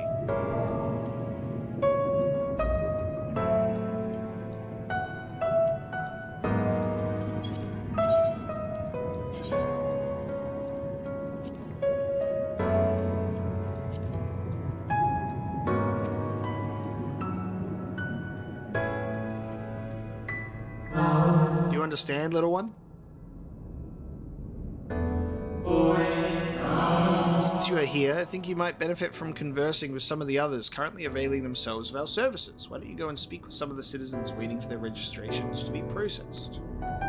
Much as I would like to believe my explanation was more than sufficient, I expect that you may gain greater insight this way. Yes, giant person. Speak to the kindly Amaro team.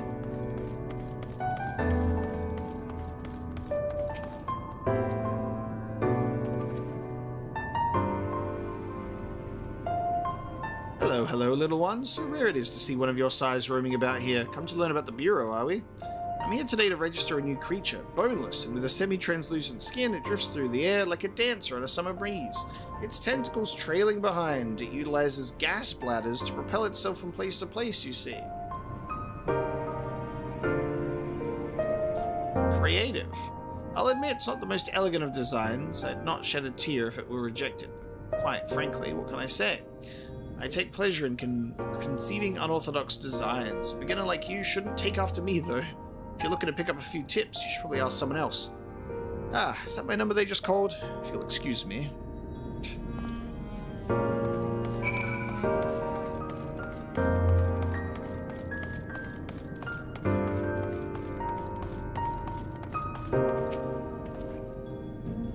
Are you the child I saw speaking with the attendant earlier? I thought so. So young and already so eager to learn about the concepts and creations. That curiosity will serve you well, little one. I've been credited with a few popular concepts, I'm proud to say. I'm hoping that my latest will be equally well received, autonomous figures. I say my latest, but really it's the product of many others' efforts and individual insights. But such is the case for every masterwork, I reckon. Autonomy notwithstanding, these creations know no fear. They are wholly devoid of emotion, and will without hesitation or resistance engage in any dangerous activity, even if death is assured. There's a beauty in that, I think. I hope the officials would do so as well. I tell you, there's nothing more nerve-wracking and thrilling than the waiting period before you receive the result. I love it and hate it in equal measure. Anyway, that's all I've got to say about it. If you're still keen to learn more, why not pester that worrywart over yonder? Come to think of it, the particular creation was designed to appeal to children. This person was the creator of the minions in the game. He's like these little figures.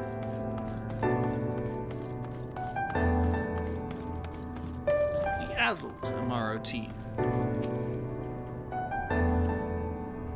You there, an aspiring creator come to learn about the Bureau and its inner workings, I trust. That's all well and good. Since you're here, perhaps you can help me with a little something. I've been refining a concept of mine for some time now. Adorable little creatures designed to be the perfect plaything for any young citizen. But I'm still terribly unsure if it's ready to be submitted for approval. Which is why I keep hoping you might first put it through its paces and tell me what you think, your honest opinion. I'll have no flattery from you, young man. This matrix will allow you to summon my creations, but don't use it here. Take it outside first. Don't be afraid to play rough, that's all part of the fun. Okay, let's use a concept matrix.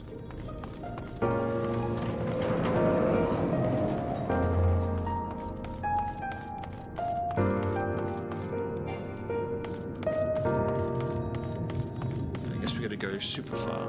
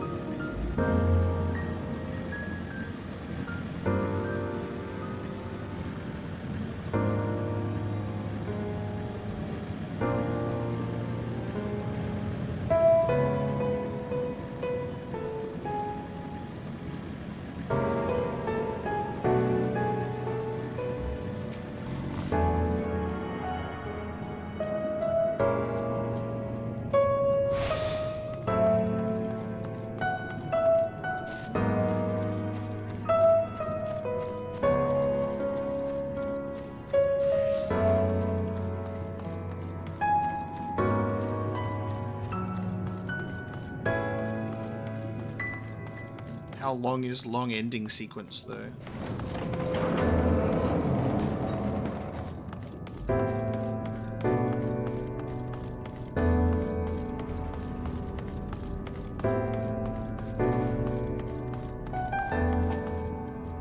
A visitor's writ. Yes, I can assist you. Full name, please. Omega Ocelot. Please wait near the counter while I confirm your details. Waiting.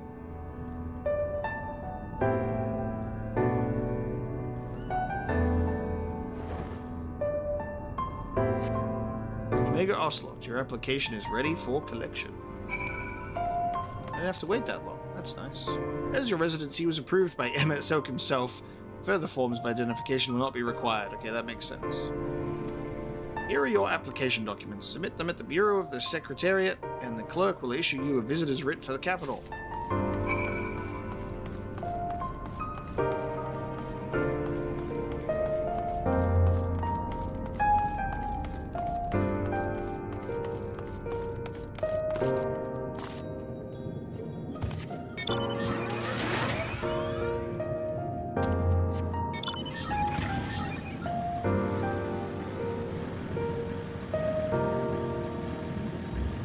To 4 hours left still? I reckon it would push like 8 hours? And we're still in the level 80 quests? Jesus. Okay. I thought we were in the final few. Mobius says you're on the last couple of quests, and I don't know how that would take 3 to 4 hours. Jesus. Seriously?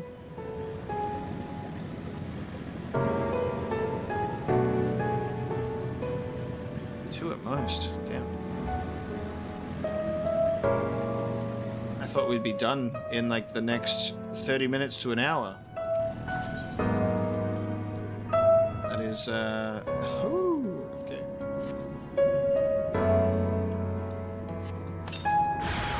Well then.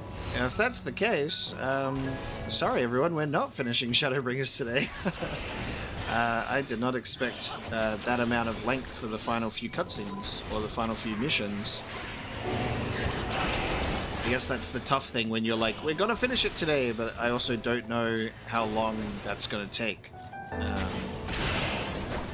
That's, yeah, it's a little bit too long for me today, unfortunately.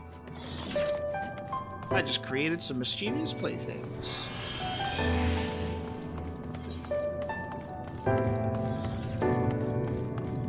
It's chunky, but that makes sense. This is going to be the ending of a pretty major expansion. Let me finish these quest lines for the Ether Current, at least. Yes, I guess that's what several cutscenes playing in sequence will do to someone. But thanks for giving me that heads up. How did you find my lovelies? Were they as delightful and engaging as I had hoped? Tell me everything. Spare no details. I want to make sure that, you know, we've got the high energy and everything for the finale. I say, they sprouted nonsensical phrases and attacked you like a mad beast. How distressing, and not at all like what I intended. My sincerest apologies to you, little one, for the unpleasant experience. Still, from these experiences do we grow stronger and wiser. Look forward to the day when you will try your hand at creation too. Responsible creation.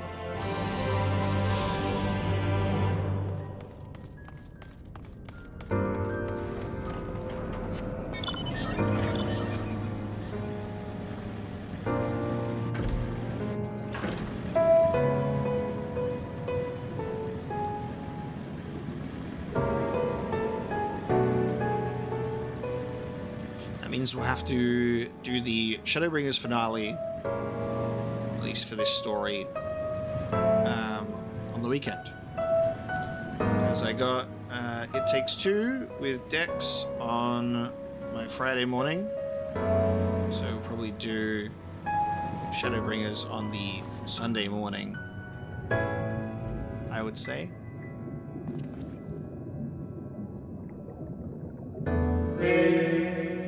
Oh ho, aren't we looking rather smart this evening? What can I do for you, little one?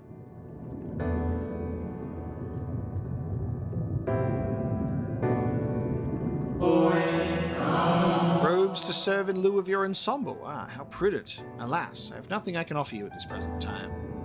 The ones your associate saw me carrying earlier were a failed experiment. I never intended to make them so small, so I disposed of them shortly thereafter. Failed experiment?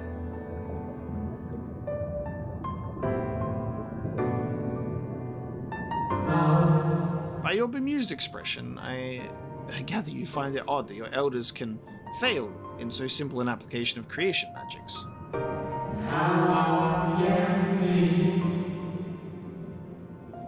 It is more common than you may realize, little one. In this instance, a gaggle of children was passing by as I held the image of the robes in my mind's eye. Simply by becoming aware of their presence was the form influenced and the final product change. All things considered, it could have been worse. Just the other day I was attempting to conceive a white-haired lion, when all of a sudden this exquisite eagle alighted on the nearby railing, giving me quite the shock and dramatically altering my initial concept. And you created an eagle lion. Yes, indeed, it was a most unexpected development, but not an altogether unwelcome one. Great strides are often born from unexpected impetuses. But even inspiration has its limits. For all the wonders we have wrought, I do wonder if there will come a time when we have fully explored the potential of our powers, when there is truly nothing left unmade, only iteration and imitation and stagnation remain. But such esoteric matters need not concern you, little one. For now, I would encourage you to embrace your creativity and work your magics without fear of failure. Nevertheless, it would still be in your best interests to don the appropriate robes to avoid excess scrutiny. Why don't you go to the Bureau of the Architect and request the appropriate concept so you can fashion one yourself? Yes, I do agree. It is definitely better to split than to rush. I don't want to get even more tired and low energy towards the end of the stream, especially because it's something so important, and I want to make sure that I am in my best spirits, because to be honest, I am a little tired. This is usually one of those really those moments of if I wake up really early, I'll hit a moment at midday where I'll sink and then I'll hit right back up again, and I'm in one of those little slumps at the moment, and I hate that because obviously I want to be super locked in, and that's not to say I'm not having a bad time. This stuff is incredible. I love this city that we've been exposed to and learning about, ancient Ascian stuff. This is really, really cool. We'll make the ending to Shadowbringers not a super long stream to go for another potentially 3 to 4 hours, but we'll have another stream on the weekend, and that means that there are more people that can also join and be here for that, and I'll be happy for that. So the next stream will be titled The Ending of Shadowbringers, so everyone knows. The loquacious Amaratine wishes to engage you in a battle of wits. Greetings, little one. Come to debate? And at so young an age. How wonderful. Shall we retire to the benches and settle on a topic? Oh, my apologies for jumping to conclusions. My friends are not quite as fond as the whole of rhetoric as I am, and I have a habit of chatting up any potential conversation partners. So if you are not here to debate, I presume you are here to learn about the mysterious and esoteric goings-on here. It would be my pleasure to act as your tutor in these matters, if you would indulge me. The Hall of Rhetoric is, as the name indicates, a place where citizens may freely gather to discuss and debate all manner of topics. This central forum is ideal for open discourse, but smaller rooms are available to those desiring more intimate conversation. Oh, and there is a wealth of reading material concerning rhetorical techniques and history penned by the greatest minds on offer as well, should you wish to refine your techniques through self-study. To my mind, however, rhetoric is a living, breathing thing that is best experienced in the moment of conception and execution. Perhaps a demonstration would best serve to further your education. I saw a contemporary of mine engaged in a lively debate earlier, just outside the hall. Go and see if they're still there, and issue to them my personal invitation to a friendly battle of wits. And another thing is, like, look at how much we just read out loud from that one NPC. You know, whenever I do a lot of reading and there's a lot to read, that also, like, drains the battery quite a lot. There's a lot of reading to do in this game, and we've entered a big area where these characters have a lot to say. And it's a lot of new information to take in and process too. So I do genuinely appreciate all of you being so kind and supportive in regards to going through this, because I obviously want it to be the best, not only for myself, but also for you watching, because, yeah, I hate putting out something that I'm not proud of. If there's ever like, oh, I was in a bad mood that day, or I was not in the right headspace, you know?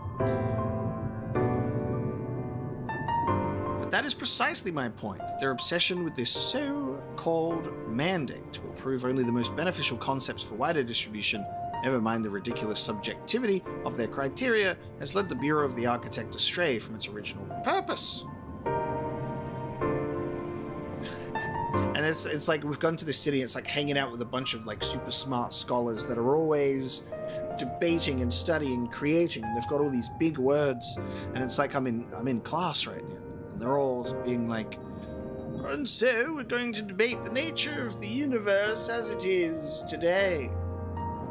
Have you business with me, child? Regardless, I'm in the middle of a heated discussion with my partner. Come back later. No. I'm doing it again. No.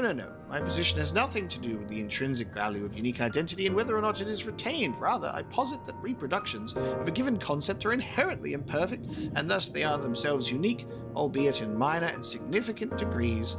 And most importantly, this variance is not to be condemned, but celebrated, better than to strive in vain for an impossible standard that, even if met, would leave us lesser for lack of diversity.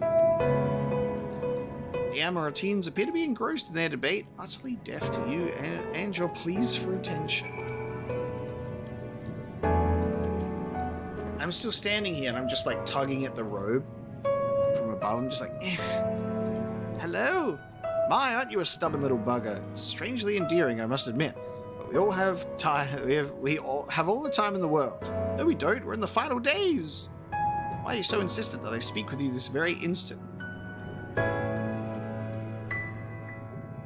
You are acquainted with that chatterbox. I suppose I do owe them a debate or two. Now is as good as the occasion as any, so be it. Another time then, my friend. I must go and debate someone else. Oh, I absolutely love the Lost and Ancient Civilization stuff too. Very much so. Very much.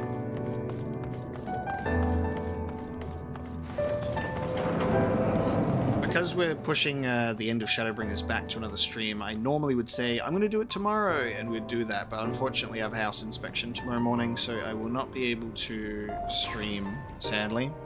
So it's just not a day that it can happen. Like, I could stream tonight, but a lot of you, that's a time zone shift, so that would end up being the complete opposite, and a lot of people that are usually here probably wouldn't be able to make it if I streamed later in my evening instead of my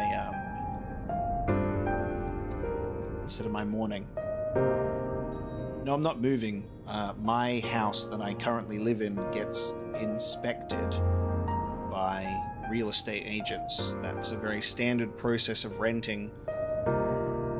They go, yes, you don't live like a filthy animal. Thank you so much for being a good little guy. See you in 6 months. I see you found my friend. Thank you, little one. And without further ado, let us commence the promised debate.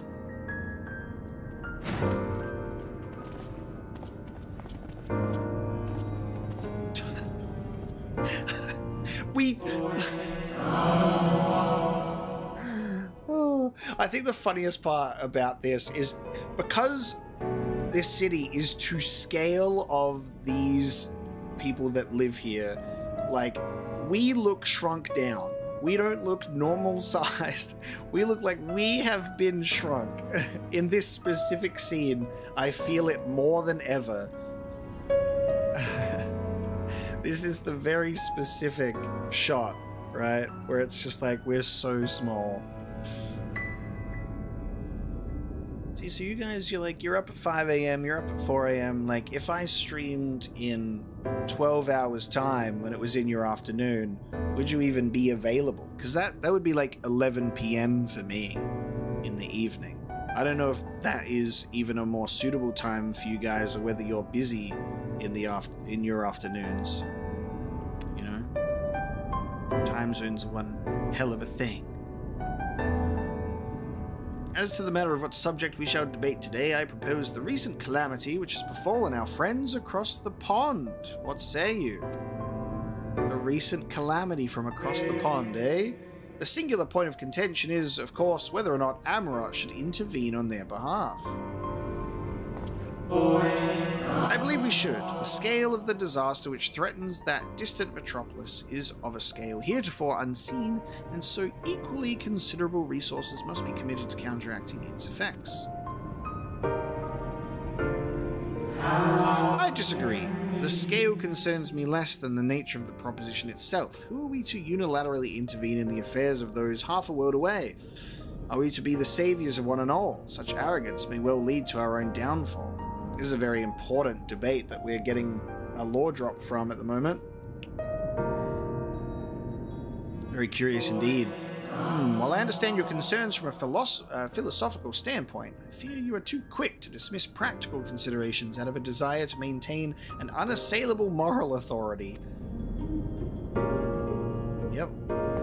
But let us, you and I, hold here for the present and offer the floor to our young student.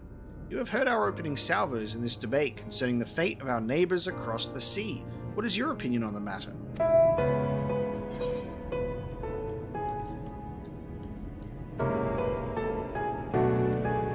To ignore the plight of those one might conceivably save is not wisdom, it is indolence.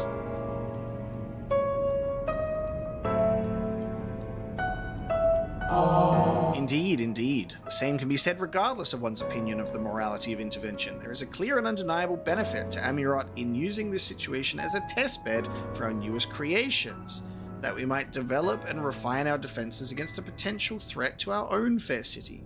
It's very interesting because Galleon brought this up in the chat earlier, but it seems like insinuated that a lot of the things that we have experienced monster-wise is created, like fiends and monsters and all that kind of thing, and they're like, we can use these other worlds as test subjects. How readily you cede the moral high ground. Wasn't it our young friend's point that we have an ethical obligation to aid those in need? Yet not only do you instead elect to focus on the benefit to Amurat alone, but you also deprive our distant neighbors of the agency to determine their own fate.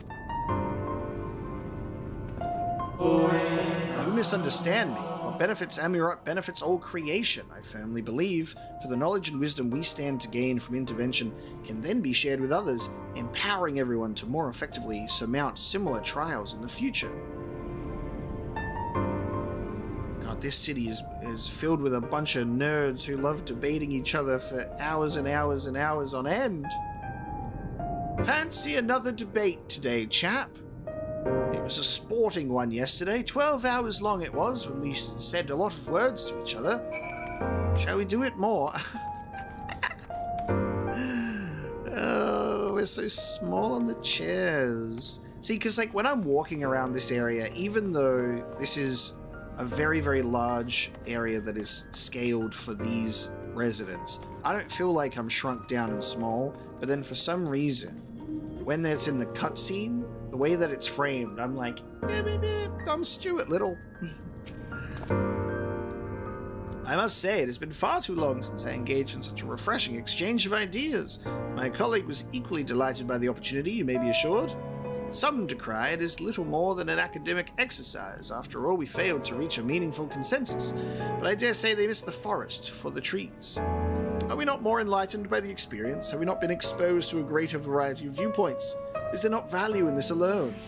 I truly believe we are blessed to be a part of a society that exalts the free exchange of ideas, that encourages active participation in the public discourse. This may have been no more than your first foray into the exciting world of rhetoric, but I sense you have the soul of a debater in you. You may as well be a master debater one day. You have the potential to change Amurat in ways no one ever thought possible. I shall be watching your trajectory with great interest, my young friend. Okay, Palpatine. I'll be watching your career with great interest.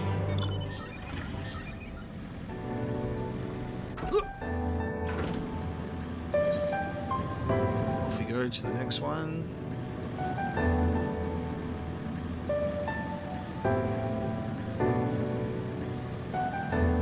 Jolly good spot of debating there today, chap.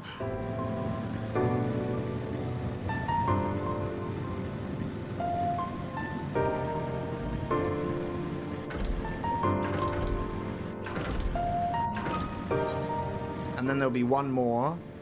Oh no, actually no, there's two. We're currently doing two. Oh no, that's the main quest. The one more Ether Current will probably be the main quest drop. And then we can fly! So there you go. Being efficient with the Tempest here. Welcome to the Bureau of the Architect, little one. You here to request a concept for personal use? If so, what sort of concept do you have in mind? Give me clothing, please. Ah, communal robes. That will take but a moment to prepare, but before I fulfill your request, I should caution you. Pardon me for asking, but your creative potential is relatively low, is it not? We are trained to assess these things, and I fear you do not possess the ability to express this concept in physical form. It's almost as though you completely lack it, though that can't possibly be. But regardless of the reason, you needn't worry. We have special tools that may be used to address this very eventuality. I will furnish you with an etheric rope you can use to restrain one of the misbegotten cubuses that congregate in the plaza north of the Academia Oneida. You will need to weaken your quarry before you can reliably bind them, but once you have, you can repurpose their energies to create your own robes. Jesus. Alright. So, weaken an enemy, capture them with an etheric rope, use their energies to create robes.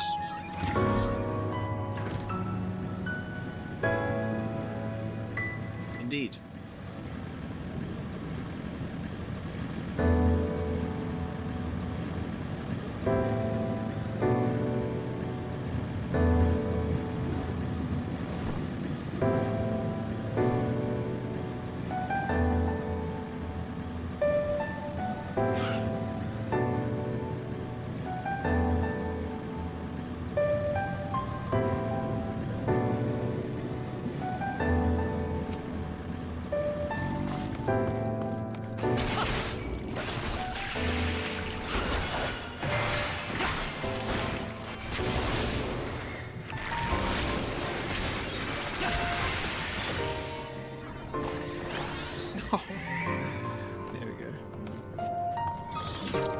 swear it died, but it did also work.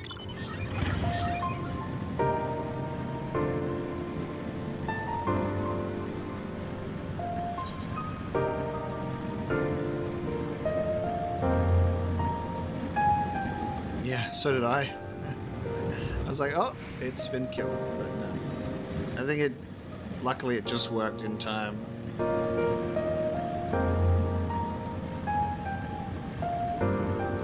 I was quick on the draw.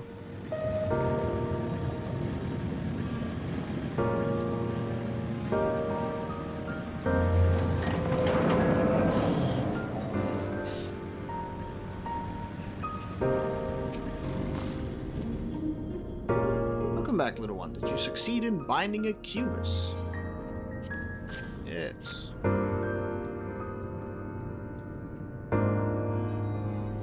You have done well, little one. Allow me to siphon its energies and prepare the matrix for you. It should only take a moment. Here you are, a creation matrix that you may use to generate your own robes. The concept is inscribed upon the crystal, which has been infused with the ether of the beast you brought me. What? Why are you looking at me? Is that you do not know how to channel the powers of creation? It is as natural as breathing. Even a newborn babe has the instinct. Even if your potential is lacking, as one of our people, you must surely know what to do. Lightning cluster.